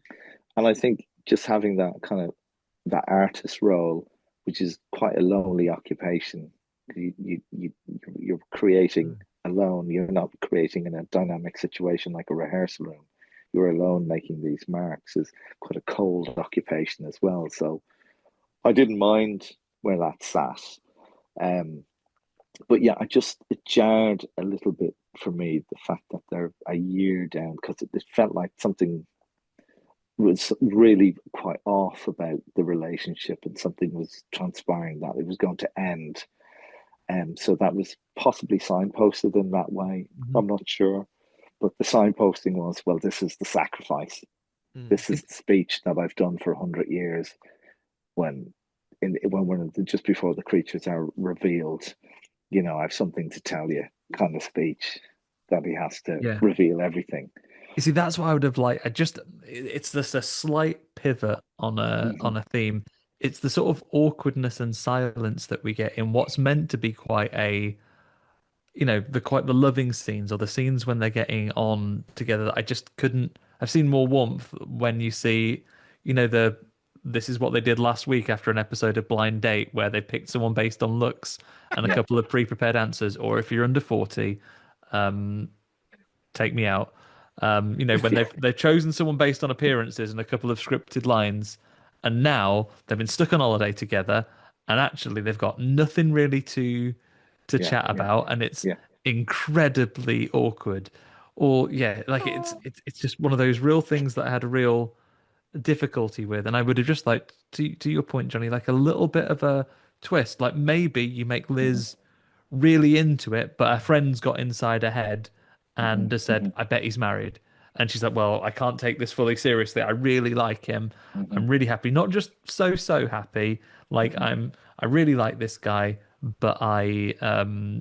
I have this suspicion that this is too good to be true, and maybe he's got a secret family somewhere." Hmm. Or him, like her being really happy, but then we see him torch to the fact of, "Oh, I really like her, but I need to tell her something." We could have played on that a Hmm. little bit more. And I think again, no disrespect to I think Rossif Sutherland in particular, Hmm. but maybe I needed a casting choice with like a little more edge because he does have such a warmth about him, I think, as really endearing qualities. But I needed something that has that little bit of a sinister Mm. undertone. I'm not here to do a casting director's job now, but I'll give you an example, and this maybe gives us a parallel movie which I think does similar things to Hmm. this. Um, and also, I want to acknowledge that I think it's tough for this film and its relationship, and maybe it's been very stark for me because there's been a couple of really good, strong examples this year alone Hmm. about relationship dramas. Hmm. Together, I really, really enjoyed. Yeah. Yeah. Yeah. It's great. Yeah, I Yeah. thought Yeah. Together was phenomenal. The chemistry between them is they're a real life couple, hard to Hmm. beat, right? I Yeah. think Yeah. that Yeah. that is incredibly powerful. Bone Lake as Hmm. well, if we saw that at Fright Fest this year, really interesting exploration of a relationship with problems, but a deep connection at the same Hmm. time. Hmm. And that is where it wasn't there. And then to go on to my casting thing piece here, give me Josh Rubin in this a guy who can be incredibly lovable, very funny, but you've seen him do a dark turn, and we've seen almost this exact setup. Have you both seen Wounded Fawn? Oh God, absolutely seen that Fright Fest, yeah. Yeah, yeah, And I've seen it. it's weirdly funny you should say that because I was thinking of Sarah, um, who plays the female lead in that, and I thought, God, she would have been great in this. But Yeah. it's the same. It's a very similar conceit of a Yeah. movie. Only now thinking about Yeah, this and talking to yeah, you about it, I'm like, hang on a second. A mhm, couple go to a secluded holiday, Mm. and there's something in their relationship that needs to be unpicked. There's a dam ready to burst there. mhm, And yeah, I didn't feel that we were at that bursting dam point. It felt like it could have been it could have been done. Maybe it was that if we'd had the same feeling we'd had there where it's just fine, and then maybe there's a proposal there, and mhm, Liz's character is like, "Oh, I'm having an okay time, and I don't have any reason to break up with you, but I'm not ready for mhm, this." And mhm. maybe that prompts the, Mm. if you're not a keeper, if you're not the one, then maybe Yeah, yeah, it's a sacrificial thing, Yeah, and it didn't quite play out there in the way I was wanted it to.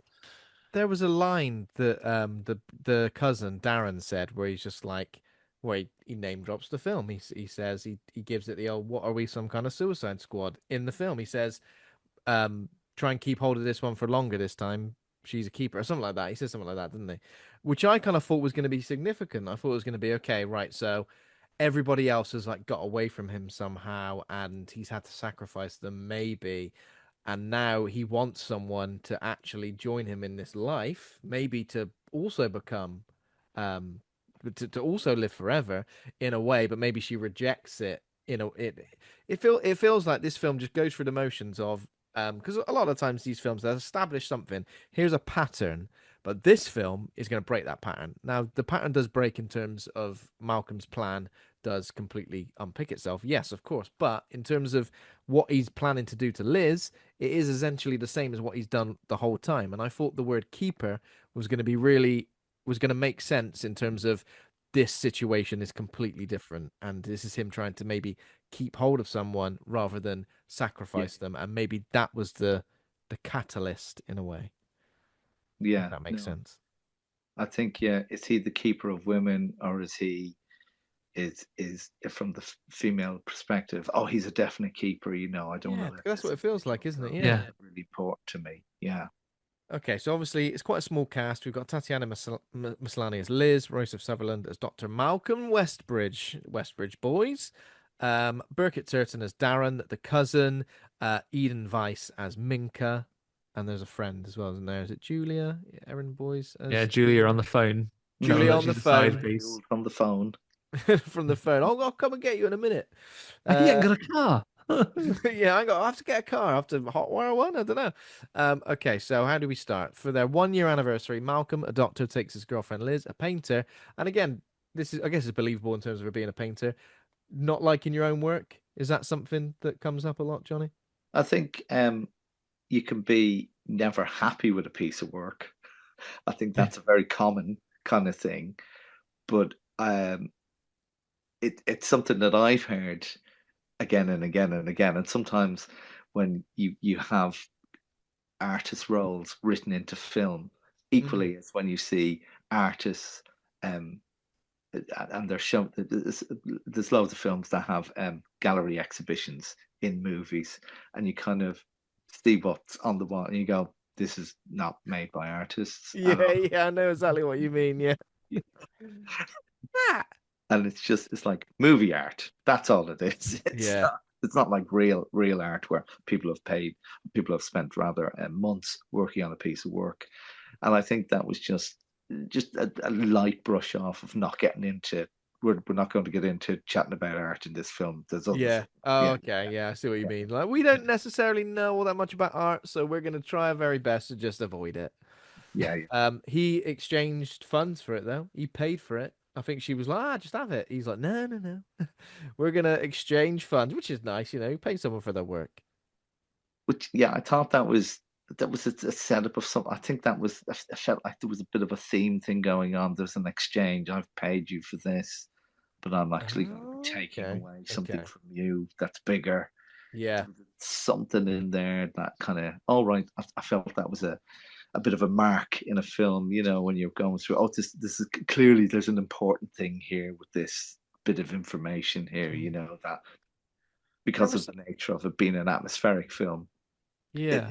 it holds water in a very different way than a big plot structure point. There were a couple of moments where, when they said things to each other, like when she said something like, "Oh, I'm just going to hold on to it and throw it back in your face in the future," and they laughed. Again, that felt like very natural, and there were a few moments where these kind of natural things or conversations that people would actually have happened.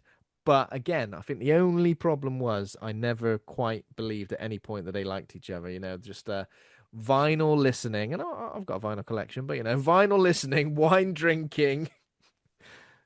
It's never beer, is it, Ben? It's always wine. It's always wine, isn't it? Yes, it is. Oh, I've got a lovely. When he said, "What have I got under here, under his cardigan?" my brain was thinking a million things. It never went, "Oh, bottle of red." I must have. Also, bottle of red. Sorry, I'm just massively undermining you. What's this?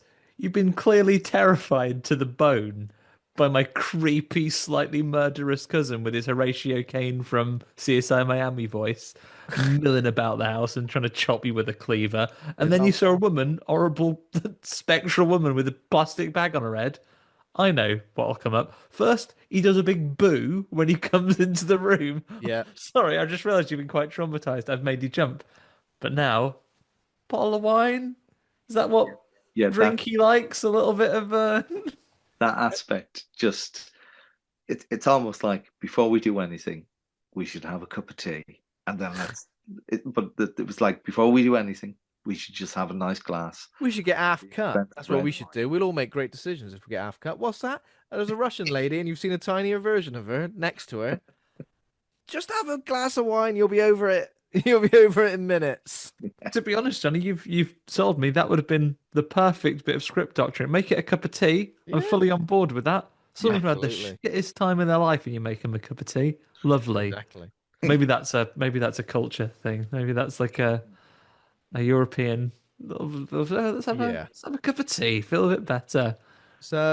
So yeah, a weekend trip to a secluded cabin in the countryside. Whereabouts are we? Is it like upstate New York, something like that? Did they say when they say about going back into the city? Yeah, could be. Upstate New York is one of those places around. It's a classic thing. Yeah, upstate New York is quintessential. There's a big city nearby, but you can say you're in the countryside. Upstate, 5 minutes out of Manhattan, and that's it. You're in upstate New York now. So it's a big kind of like modern cabin, isn't it? I guess. She keeps staring up into the corner of the room. Well, it's like a Centre Parks there, isn't it? What was that? Like a Centre Parks. It is like a Centre Parks, exactly. It is. And when they arrive, there's a boxed cake, which Malcolm claims is a gift from the caretaker. Caretaker can't do anything right, but makes a lovely cake. Really crap at keeping this. Also, rude. The house is immaculate when they get in there. It is. She's crap at keeping the house, but she does make a nice chocolate cake and then smear a weird symbol on the box in chocolate. Yeah. Pretty processed. There was another aspect of that, and that's like you'll probably get onto it, where he kind of says you were only meant to have a slice. Yeah. And you went and ate the whole thing. Why did you do that? Bruce Bogtrotter style from Matilda. Which kind of said to me, so there was enough in a slice to absolutely floor you, knock you out, you were done.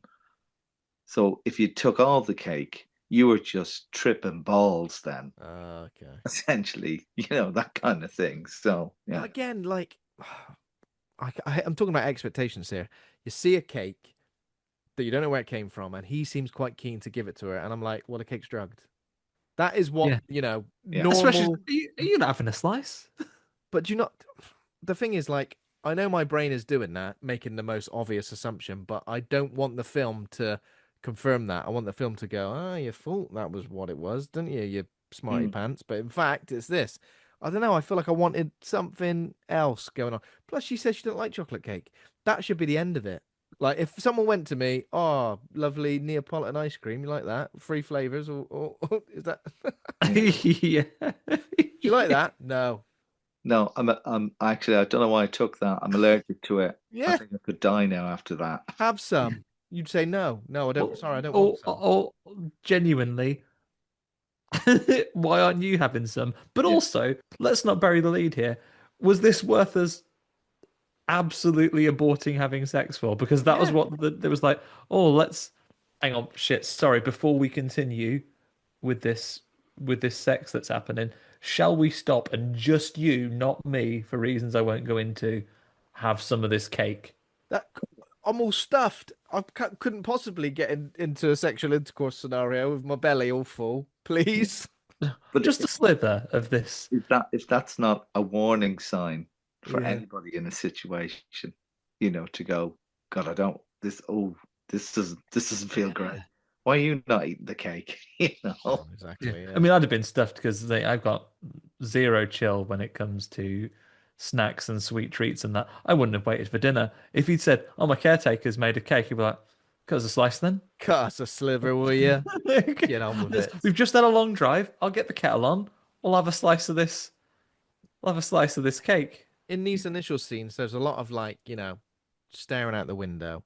I Bearing mean, in there's a lot mind, of wistful staring there's a lot of wistful throughout. staring. They make each other jump an awful lot. Just come to terms with the fact that it's just you two in that thing, staring out the window. Someone comes up behind you. Oh, who could that be? Oh, it's you. Lots of hearing phone calls from through the air bricks as well. Oh When you're in yeah. the bath, either Charlie Brown's teacher lives next door, or there's that phone room's there just constantly when she's in the bath, just hearing. The bath that was like dug into the ground as well, like that. I like Yeah, that. You can automatically the reach bathroom your was towel. very, very well considered. But that constant drone of music, drone of people Mm. chatting, who you kind of put two and two together, then it's it's the witches, demon children who live in and around the house. You know, it was them. You know, Also, there's a moment where she draws a heart on her hot breath on the window, and then that happens behind her head when she's in the bath, um, which was interesting. I don't know. I would kind of this is what I was thinking, and again, it may be terrible. I was thinking, could they be ghosts of the of his exes, but they still loved him, and they were still like well, see, angry at her? that's where I thought this Mhm. whole film was going to go, and it was a revenge Mm. or a ghost were trying to warn the next victim, Yeah, and I yeah, thought yeah. that's where we were going to go with this narrative as well. And I thought, all right, okay, it's the ghosts of the previously murdered people, but I think there'll be a spin here. It's not actually him; it's something else, Mm. you know. So Yeah, and he's a goodie trying to stop it. yeah, Yeah, yeah. yeah, potentially. So what happens? The obnoxious. So how do they describe the cousin Darren? So He across the calls him way, asshole cousin asshole Darren, doesn't he? cousin Yeah, Darren. He used to be all right, but he's a knobhead these days.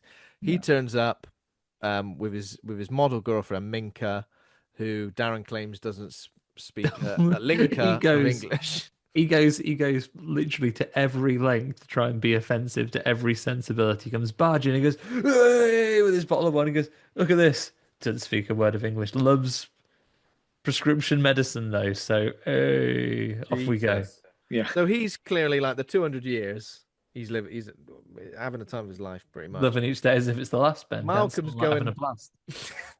Malcolm's going about it in like a pretty understated way, I guess. But Just Darren is listening just to his single sad LP record that he's got about not wanting to play in your garden. yeah, Yeah, that was the only song. That was the only record in the collection.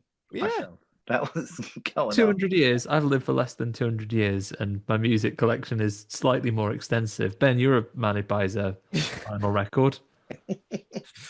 Yeah, well, I just like to listen to the same song over and over again on repeat. Also, I hate this in films. You know, when people like play a record and they put the needle like in the middle of the record and the song starts. I'm like, ain't as easy as that. You No. have to start on the. If you want to find the song you want, you just have to listen to the whole thing, the whole side. And it takes years to get that dexterity right. Yeah, You it know. does.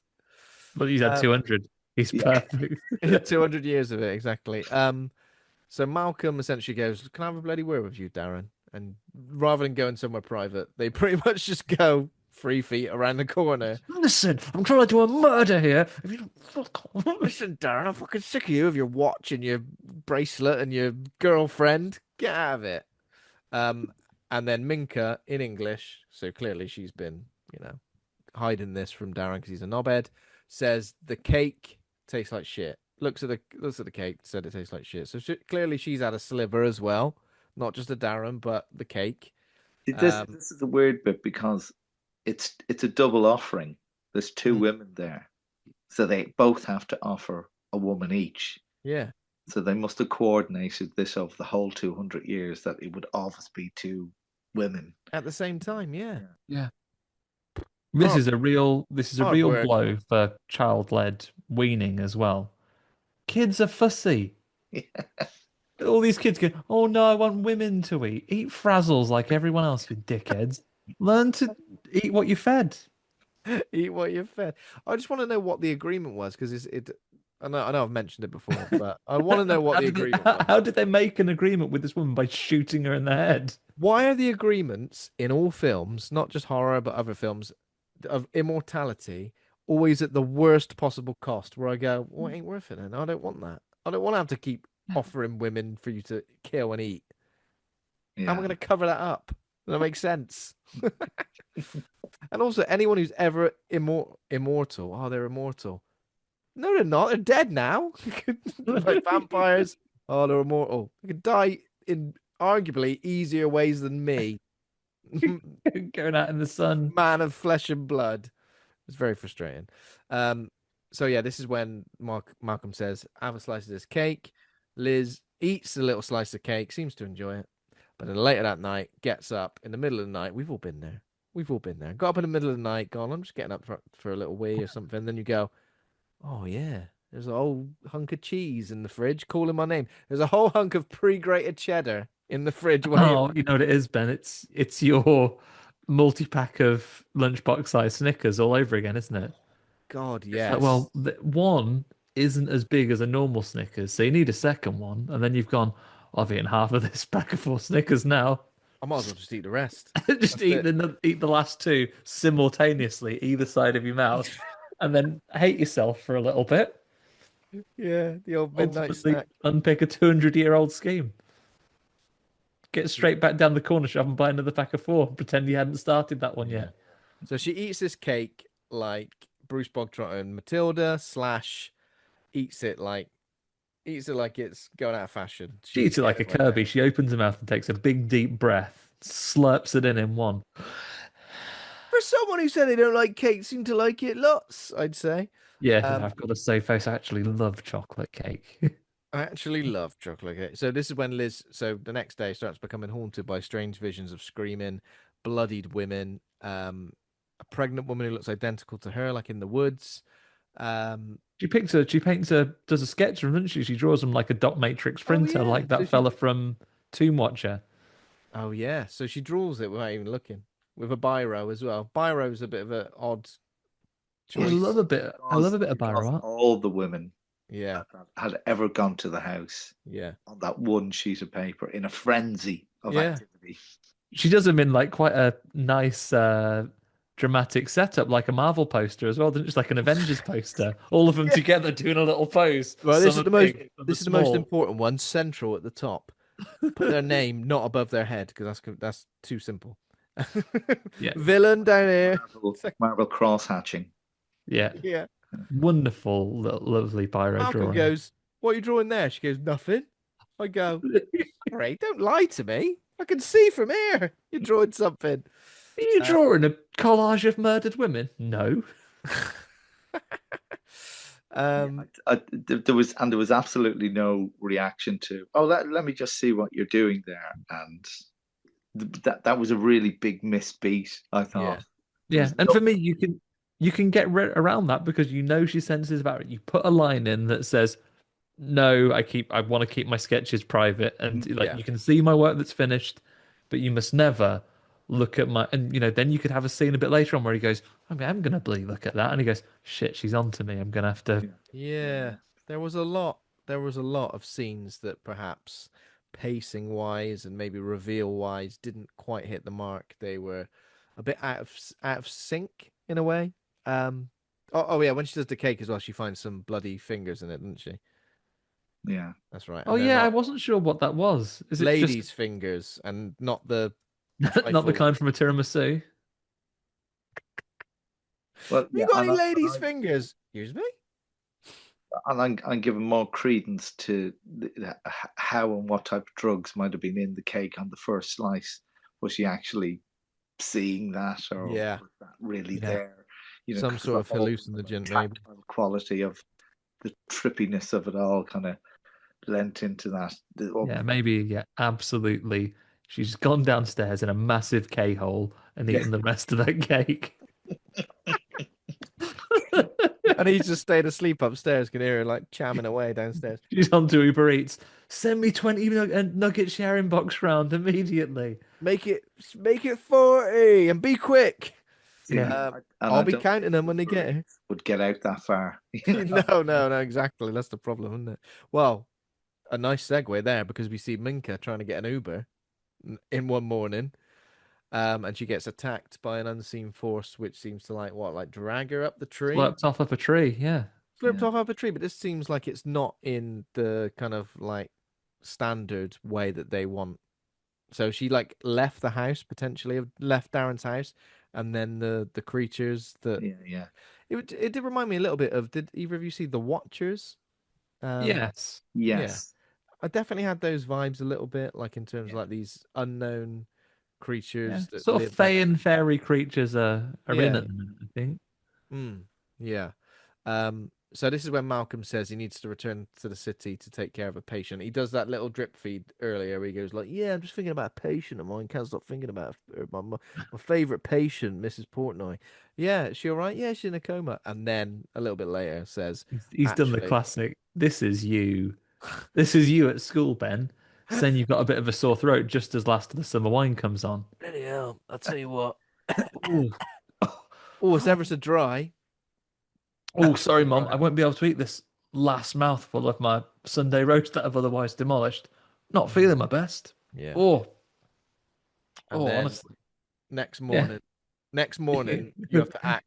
the time heartbeats on, you're limping, and the songs of praise comes on. You you like you're starting to do big breaths out like Padme. And then the Monday morning, Wheezing. what you have to do the Monday morning is act really disappointed. Oh, I'm feeling unwell. I'm going to miss a great day of school. Oh, I'm Mum, so no. annoyed. Must get up and go to school. Very important. Ill Oh, voice. You got to do the ill voice. You do that when you phone in sick to work as well, right? oh, I had a conversation with the manager. I phoned in sick for work, and he was like, "You don't sound very well." I was like, "Didn't say I had a sore throat, John. Said I've got fucking diarrhea. Do you want me to like?" Prove it. Yeah. Come on round, mate. Honest, the sick boy, phoned in sick. Yeah. So Um. Malcolm returns to the city to take care of a patient who's like in a coma and they're trying to wake her up. Promises he'll be back that evening, maybe around 6, maybe around 7. How does he know? I'd be like, well, I'll be back when I'm back. Be patient, Liz. Only I This is can life or wake up death. this patient. Sorry, I can't trust any of the doctors in all of New York City. Yeah. Are you gonna wake her up? This is Portnoy. I've got a special technique because I've trained it. I've blown a big paper bag. He comes in clanging a pan, wakey wakey, eggs and bakey. She opens one eye. She's been faking the whole time. For God's Yeah. sake. Only I can make a bacon sandwich enticing enough that it will wake Yeah. up this old HP coma lady. stalls. Um. So yeah, while alone in the house, Liz calls her friend Maggie. And basically explains like what's going on. But I think you just be like, right, tell me what's going on. Well, he's gone back to the city to help a very ill person. You go, fair enough. Deal with it, Liz. So he has to go back to work, and then a friend's like, "Yeah, working his wife's Oh, bloody yeah, gubbins, isn't she? that's right. Working his wife's pussy." He says. She So says. this confused me this moment. So again, confirm. I don't know if you guys felt the same. I felt like, oh, he is married. She knows he's married, and she knows she's the other woman, and that added a whole new side to this relationship, and I liked that. And when it was revealed that, oh no, actually, that's just her saying that, and that's not the case at all, I was a bit disappointed that we had to now go back to this. I think it just added a new dynamic to that relationship that I thought was really interesting. Um, But yeah, I don't know if anyone felt that as well. Did you think that it was just her talking shit, basically? I I I felt like we'd kind of covered that ground, but Mm. the friend had already said this and Yeah. insinuated this, and then you kind of got the garbled kind of right. Am I just hearing my own thoughts here? I'm not Mm. actually calling my friend. I'm having Yeah. a Yeah, conversation with myself because I'm so out of my head. You yeah, know. I see what you mean. Kind of had similar vibes to Men, right? That had played a similar Oh technique, my right? Where we God. have the friend on the phone and the Yeah. distortion on that call is played very much to Mhm. toy That, with the with our main character's kind of perspective, Yeah. right? On Jesse Buckley's now you've said that, I think that is what this film reminds me of because I was thinking The Watchers, but now you said Men, I'm like, oh my God, yeah, of course, because we had Jesse Buckley's character alone in the house. I mean, less Um, gratuitous shots of the new model Ford Fiesta, absolutely pristine in the opening shots that we got in that film. Mhm. Straight off the forecourt. Yeah. 15995 on the road. um, so yeah, and then obviously the Maggie starts cutting out on the phone. Um, and then we see a few instances of old Mummy Longneck appearing behind her. And again, yeah, J horror coded. I really like this. The creature design was great. Um, I felt like we should just lent into that, the old long necks. I Yeah, thought that would have been I would have loved a, a full on 45 minutes of complete body horror. yeah, That would have been amazing. yeah, You like the know. neck like wrapping around her, or like Yeah. yeah. Yeah. Let's Let's Has Liz found the Japanese. amulet at this point already in the stream? yeah. Amulet, That locket. was before when it the little long locket. We don't see what's in the locket till a bit later. Is that right? Yeah, yeah, that's right. Right at the Yeah. very end. So she finds a locket and says, "Finders keepers, Yeah. losers weepers." Um, and so yeah, what does she see? So she sees a few things. She sees this ghostly apparition of Minka, and again, like a lot of these were sort of shaped as dream sequences, essentially, weren't they? Like I really feel like they should have just revealed either Minka and Mini Minka and then woman with the bag on her head, and just kept those things in the world now, rather than her suddenly jolting awake. Just have these things in the world now, and she's having to deal with them. Like she's her constantly deteriorating mental state, and now she's suddenly sharing a room with a woman with a bag on her head who doesn't talk, who's covered in flies. That would have been great. Can you leave me alone, please? Yeah, it's got the eternal darknesses about it. Like, we have hallucinations and we see that, as an audience as well. I'll pay this one out. I think it does give credibility to the fact and gives us a little bit of doubt of, are we seeing reality or is she losing her grip on it? So I'll pay out that they delete these things and they disappear and we don't ever get to see them in Mm, a prolonged sense. No, I agree with that because I think it's the kind of the weirder stuff that may happen in the corner of your eye, but mm, that's just played out in the forefront. So that's put front and center for a little while and then it disappears off again. Yeah. Yeah. because there were a few good moments that were hereditary esque, where you're kind of like looking up in the corners of the room to try and see.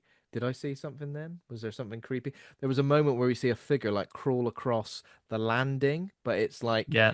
through the glass and it's so out of focus. And I thought that was really well done because that was a Mm-hmm. real like that could have been something and it could have not been. So that was good. I think we see the long necked figure. We see it most predominantly while she's on the phone, where the neck properly extends, but we see it static just against a wall, like in the Gautier music video, quite a few times, Mm-hmm. just standing in Yeah. the back. If I stand completely still, like Solid Snake in Metal Gear Solid 4 with my camouflage, I Yeah, will. you can just yeah. I like it's got again some of the things that are so effective. We've seen it in things like the Haunting of Hill House and so on. You can sneak so many ghosts into this thing, Yeah. which I do think gives you a rewarding experience as an audience member, and it does give you a great benefit of a rewatch.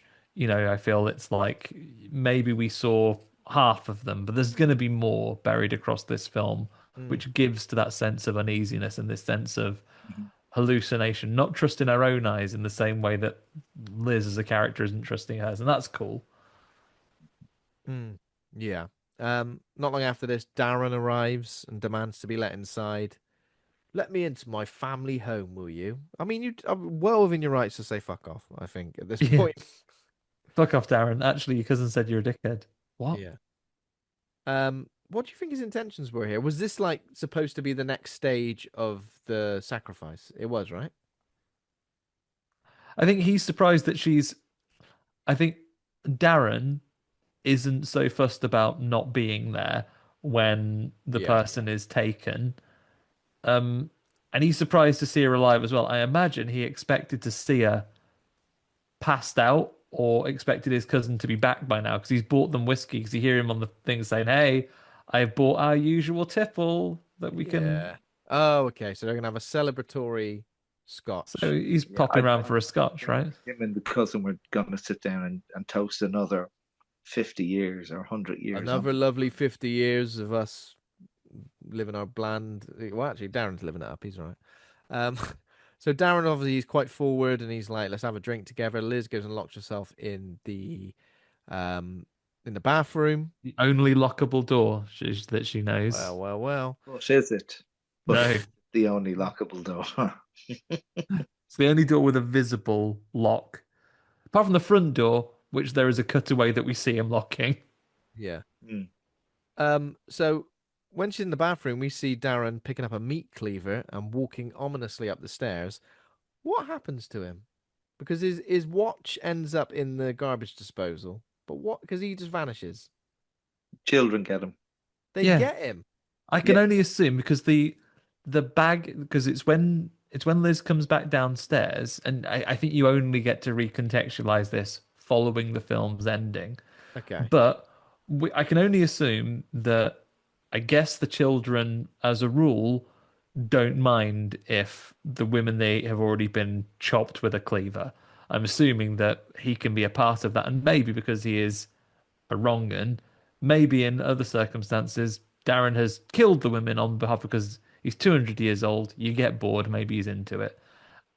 So I'm assuming that he would have hurt Liz had he had the opportunity to, but Yeah. especially as we find his watch in the waste disposal, as Johnny says, I think the children get him, and then you see the baghead lady do like a little. She's been watching K-pop Demon Hunters, and she does a Oh little yeah, she heart does a little symbol heart symbol. for Yeah. her. Mhm. Yeah. So I'm assuming they got rid of him. Got rid of him because he was going to potentially hurt Liz. Yeah, and they think Liz is great because she looks just like their mum. Well, Yeah. Oh my God. Yeah. I Of think course. that's why they do it, because they think, Mummy's back. Mummy's back. Yeah.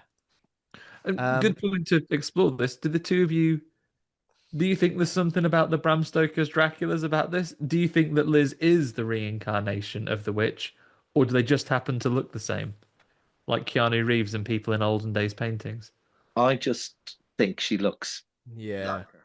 I I don't think think there's enough in it to say yeah, she's the reincarnation. I think it's a massive step narratively to give that from an Yeah. audience perspective, to go, I've solved a massive chunk of this, and this is Yeah. that's fine if you want to do that, and that's great as an audience member.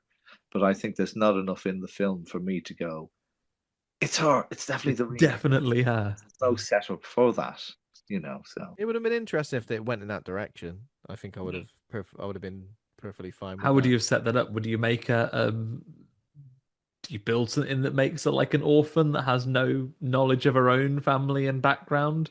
Do you explore it in a conversation with a friend that she has no family and there's I a mystery about it Yeah, there? something like How do you that. explore that? How do you pin it together? Something like that. I like the thought of her arriving at this place and being oddly familiar with it. Like I've Mm. been here before. I've seen these places. I've seen this. I've seen this stream before. And Oh, I guess it. I guess You're right, maybe just a little bit, right? kind of Where is you say, "Oh, you know implied. the way around this cabin really well already." Yeah, just Yeah. feels familiar. I've been here with Airbnb a few times actually. Lovely. Um. So what happens? Oh yeah, Darren. After the stuff with Darren and the meat cleaver, so Liz calls Maggie again, says, "Come and get me," but cell phone connections all over the place. That's when we see long neck behind her. Malcolm returns ever so ever so early. I'll be back between 6 and 7. He's back at like what are we saying, 3 o'clock. Yeah. Where has he been? What's he been doing? Has he like left the house long enough for the children to get her essentially? Yeah, I think that's Yeah. the plan. Yeah. Um, so that's why Probably just when been in, watch the film down the local cinema. he went to the local, not porn cinema, Exactly. in his big cardigan. So that's why he's shocked when she's there. Because when he got back and he went, "Oh Jesus," I He's was like, whistling the song from his only record. "Yeah, yeah," singing the song. He loves it.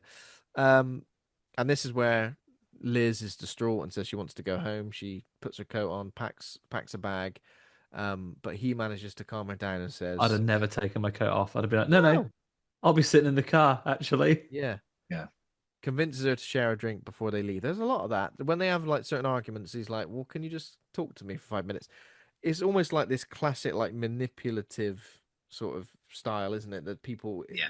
narcissists and other people in that position of power and relationships will, okay, I'll give you Like, what you want as long as you give me just a tiny bit of what I want. But all it is just that little crack in the door for them to just go Yeah, bang. it's the gaslighting Yeah, levels. exactly. Yeah.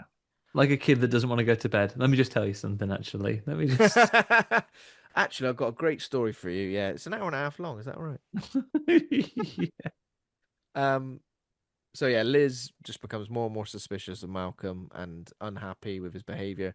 Locks herself in the bathroom, and this is where she finds a lovely old photograph of Malcolm with what appears to be his wife and daughters. Malcolm says, "That was ages ago. You look the fucking same. You look exactly the same. I can count the grey hairs in your beard. You look the same. This was taken yesterday." Well, explain that. Why is it in sepia tones then? It looks like the 1940s. Yeah. Yeah. Yeah. Why is it You've got that done at a bowling alley. Have you noticed? The I common thought picture. the scenes of, okay, this might be quite a niche reference. The scenes of them in the olden days, Darren and Malcolm, looks like they filmed it. It's like the same as the start of X-Men Origins Wolverine when Logan and his brother, they're wearing the same clothes. I was like, have they just inserted a scene from 2009's X-Men Origins Wolverine? Back to back being in all those wars that they were in. Yeah. Yeah, exactly. Because it's a similar story, isn't it? Like two Logan and Sabretooth, two. Two young lads turn out to be immortal and go through time. The only difference is that they had mutant powers instead of sacrificing women. Yeah, arguably more fun. Um, so yeah, she finds the old photo. Malcolm, it says busts the door open. He just opens it, and the Just lock didn't. unlocks the door and said, The "Oh, lock never actually worked. I've been bringing women here and busting in on them when they're on the toilet for years. I mean, bearing in mind what you could say, Malcolm, is that most bathroom locks as a safety feature in case someone falls away to open it. You haven't got to have a Yeah, that's true. deliberately not real lock for the purposes of being a big old creeper. Yeah. Um, Or is a screwdriver open most locks? So yeah. Liz basically just confronts. She goes, "Right, I know I got your number. You're a big old cheat, infidelity. You've got a family." Um, but then Malcolm just goes, A secret family in the 1920s is still a secret family, Malcolm. so Malcolm just basically, it's weird how he does it, isn't he? He basically reveals everything. Again, I don't necessarily know if this was earned at this point. I feel like a few more scenes in the film of him sort of still being secretive probably would have worked. I feel like I would have preferred it if she somehow uncovered the secrets herself rather than him just doing the old exposition dump Yeah. at I'm her in the guessing the bathroom. children put that photo under the bathroom door, though, right? Yeah. To be fair, like a lot of things that didn't make sense to me are now making sense to me. So thank you both for helping me understand. That bit where he does that speech and kind of delivers his modus operandi, Yeah. it's quite terrifying. If you're in that situation and you're a woman, you're going, this guy is off his rocker. Yeah. And this is now a really dangerous moment here, and he's Mm. just said, I'm going to kill you. And you he's know.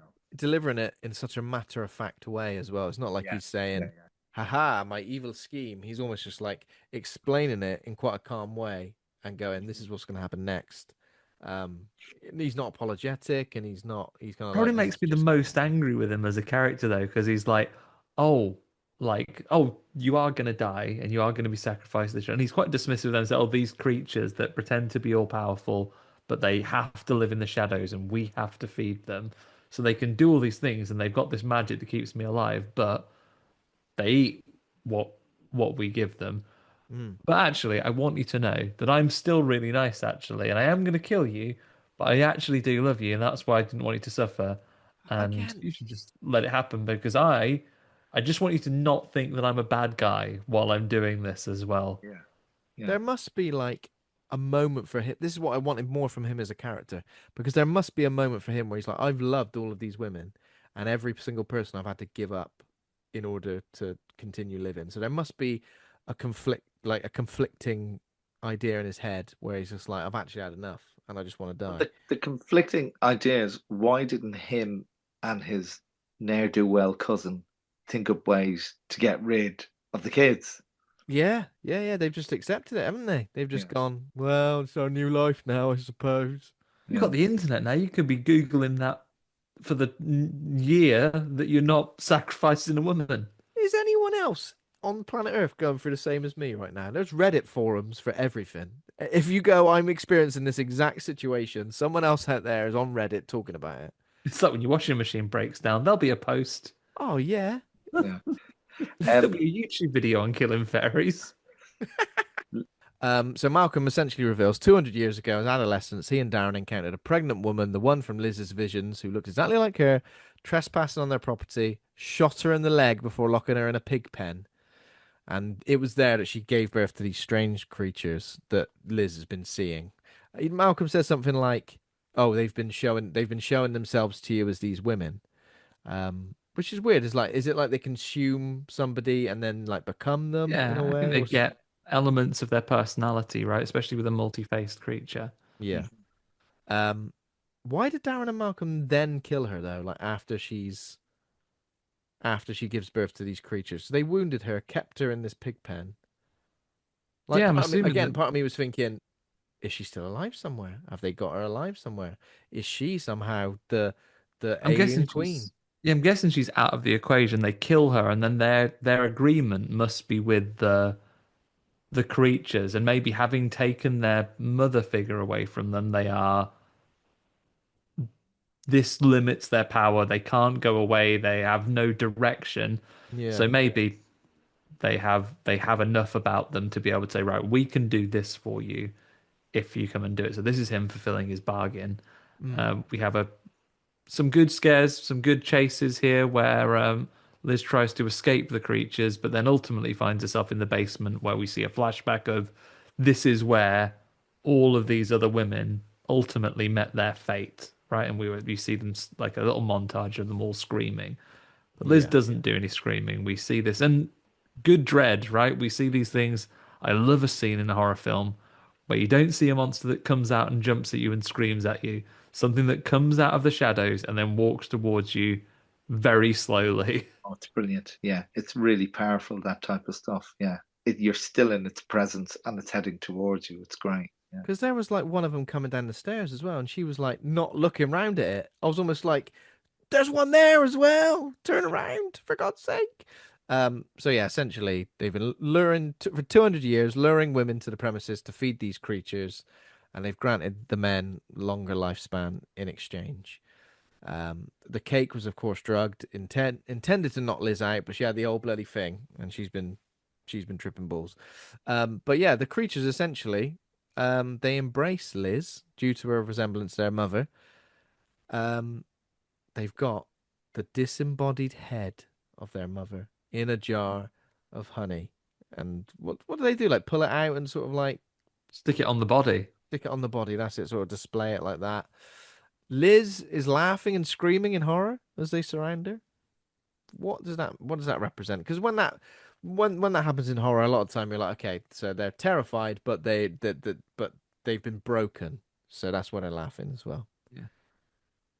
Yeah, Well, I felt that she'd gone into the abyss of insanity at Mm, that stage and she'd crossed into their realm almost. yeah, it's definitely a distinct noise versus just the pure screams we have of the others because it feels like almost there is a maybe there's a realization to this, and maybe there is some either a psychological or a spiritual level, her gaining this understanding of where we are. Because what we quickly see is um, a man there. He goes, "Well, that's that. Finish my whiskey, get myself to bed," and then he wakes up Yeah, and literally is go to bed.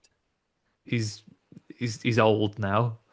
He wakes up like he's had the worst hangover in his life. You're right. Absolutely It's that dried old. out. Are you all right? I'm 80. Which, to be fair, when you get to a certain age drinking, having a heavy night of drinking, I reckon mid-30s onwards, it never feels the same again, does it? It's just it. That is just it. Um, how do we feel about the creature That's design? I a felt really like it good was a way of describing if you've had a really big night. yeah. Are you all right? I'm 80. Because it explains everything they need to know. Are you Yeah. right? I'm 80. Are you? Oh, whatever. Creatures, I was a bit disappointed. There was a lot of CGI going on. I'm not dead against CGI. I just feel like something like this, a very humanoid creature, practical effects, Mm. budget wise, this had a $6 million budget. Potentially would have been a bit better if it wasn't that CGI. When it's CGI like that, it feels like, yeah, I don't know. I don't know how you two felt about that. I didn't see it as Ages. yeah. Mm. It was especially with all the faces. Like I feel like that in particular, as a look, it could have been so striking, but it kind of just looked a bit. I was a bit like, well, I can see that it's her face and possibly other people's faces as well, and that's maybe why they did it. But yeah, I was a bit. It would have been more impactful, I think, if it was practical and we could really see some horrible, gooey body horror, like you I said think before, Johnny, like the body horror. I engaged with the other ones that were a bit more practical, a little bit more, because I think the thing that CGI can't do, for all of its great work it can do with texture and with sort of impossible geometry, we still haven't quite got right the weight and the movement that you can get from a performer, I don't think. So, like, look at the other characters you get, like the one that first comes out of the shadows. There's a real gait to that movement, and there's a real uncanniness to that movement that only a really skilled performer, I think, can do. And I don't think that machine generated movement can truly replicate what you can get from a really strong performer there. Or indeed an expert puppeteer Yeah. with something. Yeah. Mm. Yeah, for sure. And I think it is purely it's a weight and a gravity thing Mhm. that you can't replicate with something which isn't real and doesn't exist in space. Yeah. So yeah, poor old Malcolm wakes up absolutely withered to the core, and is slurped off out of bed only to wake up hanging upside down Yeah. outside his house. In pajamas. I don't think I've seen him wearing yet. They decked him out in M&S Jimmy specials. I like the fact that these shots stayed upside down, like him upside down and then Liz approaching upside down with her sort of like dark eyes as well. We didn't really get a good look at it, which I think is really good because that uncanny nature of like going, are her eyes like that or not? Was present. But yeah, essentially, so she gives him a bit of the drugged cake. Have a bit of this cake. It doesn't matter actually because I'm not going to wait long enough for the drugs to kick in. This You're fork is going drowned. in your face, whether you eat it or not. So you might as well have a lovely bit of cake off the back of it. And he goes, "All right then." All right then.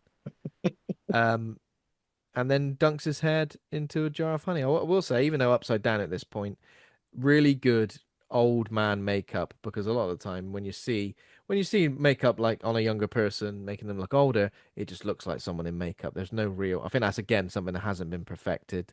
Um, but this looks great. This looks great. And I love the way his hair is Yeah, just like Yeah, that sort of upside down. a flyaway tangle of hair. a Just good because look of a good old man look about him. Dipped in a big old jar of honey. Probably horrible to drown in honey. oh yeah, that'd be See, awful. that was probably taken from a very old medieval torture. Yeah, Yeah. And they've kind of found it and they went, oh God, we've got to yeah. use this. And somebody sat on that idea. until they could put it in the script for quite a number of years, and then it's like finally, I can use it. I can use this. Would you take a big mouthful? It's your last moment on Earth. You might as well die with How something. much honey you can eat? What if you could just turns out how much honey you can consume? Is the whole thing? Is the whole Yeah. jar, and you survive? The Okay. only thing I will say about this, Ben, as this final note, I have seen commentary online this week, is that the props and some merch that are coming out with these honey pot heads, some people are drawing conclusions from that we're seeing a shared Perkins slash Pooniverse universe, to which I will say, get to fuck. Leave it alone. To which I will say, no, thank you. Yeah. The connection made simply because it's a jar of honey. Come on now. You know, who also eats honey. Yeah. Winnie the Pooh Okay. or King Henry VIII. So there we go. That is Keeper. I guess what we've got to do now is rate the movie. A to F, pluses and minuses are allowed. Reet good or reet bad. Johnny, how would you like to rate Keeper, Osgood Perkins Keeper? I'm going to give it a C plus, close to a B, only because it ticked a lot of boxes for me on an atmospheric level, and visually it's very arresting in terms of how it draws you in, and I quite like the unsettling nature of it. I thought it was a simple story that probably could have been manipulated in such a way to get more out of the script. I think it finishes what I mentioned earlier, those three particular movies and that kind of type of storytelling he wants to do with female leads and female isolation. So yeah, I'm gonna go C plus, almost a B. Yeah. Good. Sounds good. Andy, any advice on that? No, I think this is one of those times where I came out of it and I wasn't sure I felt. There were definitely moments when I was watching this at the cinema where I was like, oh, maybe this is a miss for me. This is one of those occasions where we've talked about it for a couple of hours and maybe I've come away appreciating it more than I did when I was grumpily driving home at 11 o'clock on a Monday evening. Because I couldn't even go to my local cinema because it doesn't open on a Monday. I had to drive all the way to Dundee. Fuck my life. But so maybe I was a bit grumpy coming out of it. And I think I've appreciated it more through this chat. I'm going to join Johnny on a C plus for this. Not my favorite of his movies. The relationship, the shortcomings of the way the relationship was brought across for me really does hold me off a little bit. But the folk horror of it, the creatures, the way that it ultimately concludes, I did like. It was maybe just some of the fundamentals to begin with that were a little bit lacking for me, and a little bit in the script and some of the creative choices to bring it to life. But still, there's things to enjoy with this. If folk horror is your thing, I think you'll get into it. Very much so. Yeah. God. Oh God, where do I go? So if you guys are going for C, we both went for C plus. Yes. I'll go for a C minus. I don't think that necessarily means that I hated it. I didn't hate it. I feel like from what I've experienced so far with Longlegs and the Monkey and Gretel and Hansel as well, like I really enjoyed Gretel and Hansel. I thought that was a really good, like stylistic, nice take on that classic story. Keeper for me, I guess ultimately it is a bit of a miss for me. I wasn't entirely sold on the mythology. You know, sometimes you watch a film and you go, oh, I want to find out more about what these creatures are, and I want to watch a video essay to see if there's a theory about what the creatures are and what they do. I was kind of just like not bothered. I almost like walked away from it and just went like, oh, even my wife was kind of like trying to theorize certain things, and I was a bit like, I had nothing to give, you know? Like usually I've got like, oh, I reckon it was this and I reckon it was that, and this is the true nature of it, and I reckon it was this. It really didn't spark much for me. It didn't spark joy. In a way. That's all you can ask for. Performances are pretty good, but unfortunately I feel like the chemistry between the characters aren't great, and I was ultimately disappointed by the CGI nature of the creatures at the end. A bit of a missed opportunity, I would say. I'm happy to revisit it eventually just to see if my thoughts change, but right now I'm going to stick on a C minus. There we go. Fair. Can't say fairer than that. Well, we've run long, Johnny. Thank you for keeping us company late into a Wednesday evening. Dark into a Wednesday evening. Yes. Where can our listeners keep up to speed with you, Johnny, with all the projects you're working on and any new Um, films you got coming out? so, project wise, I think a lot of the feature stuff is going to be falling into 2026. So, I've got a wonderful feature film which you two definitely know about from the lovely Annabella Rich and Chris Mills, Yes. The Hell Death of Us. yes. Death of Us, I am very excited for. Yeah, Me same too. here. I'm was over the moon to finally work with both of them, and I think we've got something fantastic with regards to that feature film. So there'll be no spoilers. Just wait for that to Mm. pop along. Not long to wait now, right? I know I've been following their editing progress. They are Mm. making sterling progress on that Yeah, one. they're almost there. I feel they're almost there.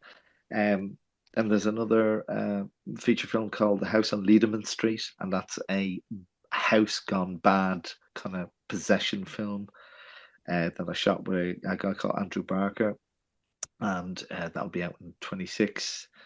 Then there is a found footage film from a set in the Victorian era by Joseph Archer and Oh, Kathy Whipple, and that is an intriguing offer. So keep an eye out on that. Um, it's beautifully put together, and as it says on the box, it's from the Victorian era. So if you can imagine a whole film shot with just a single a circle in the center of the film, like an old Victorian oh camera. wow. Yeah, that sounds great. Sounds phenomenal. I shall Yeah. look forward to all this. And then the kind of I don't want to say piece de resistance, but it's with a wonderful film director that I work with quite a bit now called Brendan Cleaves. We've just gone into halfway through editing a very dark and bleak kind of Black Mirror short called Crack Hack. So we're now in the editing stages of Oh, that, wow. Lovely title. and that's going to be very dark, and there's quite a comedic element to it as well. So yeah, keep your eyes out for that. But then all the usual stuff. I'm on X and I'm on Instagram, so don't Brilliant. hesitate Well, Brilliant. to follow. people could and should look you up there. For now, though, Absolutely. We'll put those bring us links in home, the show Ben. notes. Brilliant Uh, stuff. thank you so much for joining us, Johnny. It's been an absolute pleasure. And you're welcome to join us again in the future. Maybe we should do an episode on the Keep because ever since you mentioned that, I realized we haven't done a main episode on the Keep. So if you wanted to, and we could do a classic now after doing a new one, you're welcome to join us again. Oh, absolutely. I think yes, the haunted one will be a lovely one to return to, definitely. But huge thanks, lad. It's been great. Been very much looking forward to coming on the show tonight. So Yeah. thanking you dearly. Thank you so much. So thanks to everybody for listening. If you enjoyed the show, become a patron at patreon.com/horror hangout. We're on Fred's Instagram, Facebook, TikTok, on YouTube, horrorhangout.co.uk for everything in one place. And next week, we're covering Guillermo del Toro's Frankenstein. So looking forward to that. If you like your gothic horror, I think you're going to like that film. So check it out. Brilliant. Thanks everyone for listening. And in the meantime, if you are trying to establish what your type is, take some advice from your old mates at the Horror Hangout. Not exactly like the woman you murdered 200 years ago. Come on. All Steer right. clear. Yeah, Right. avoid red flag. See you later, everybody. Bye. Bye.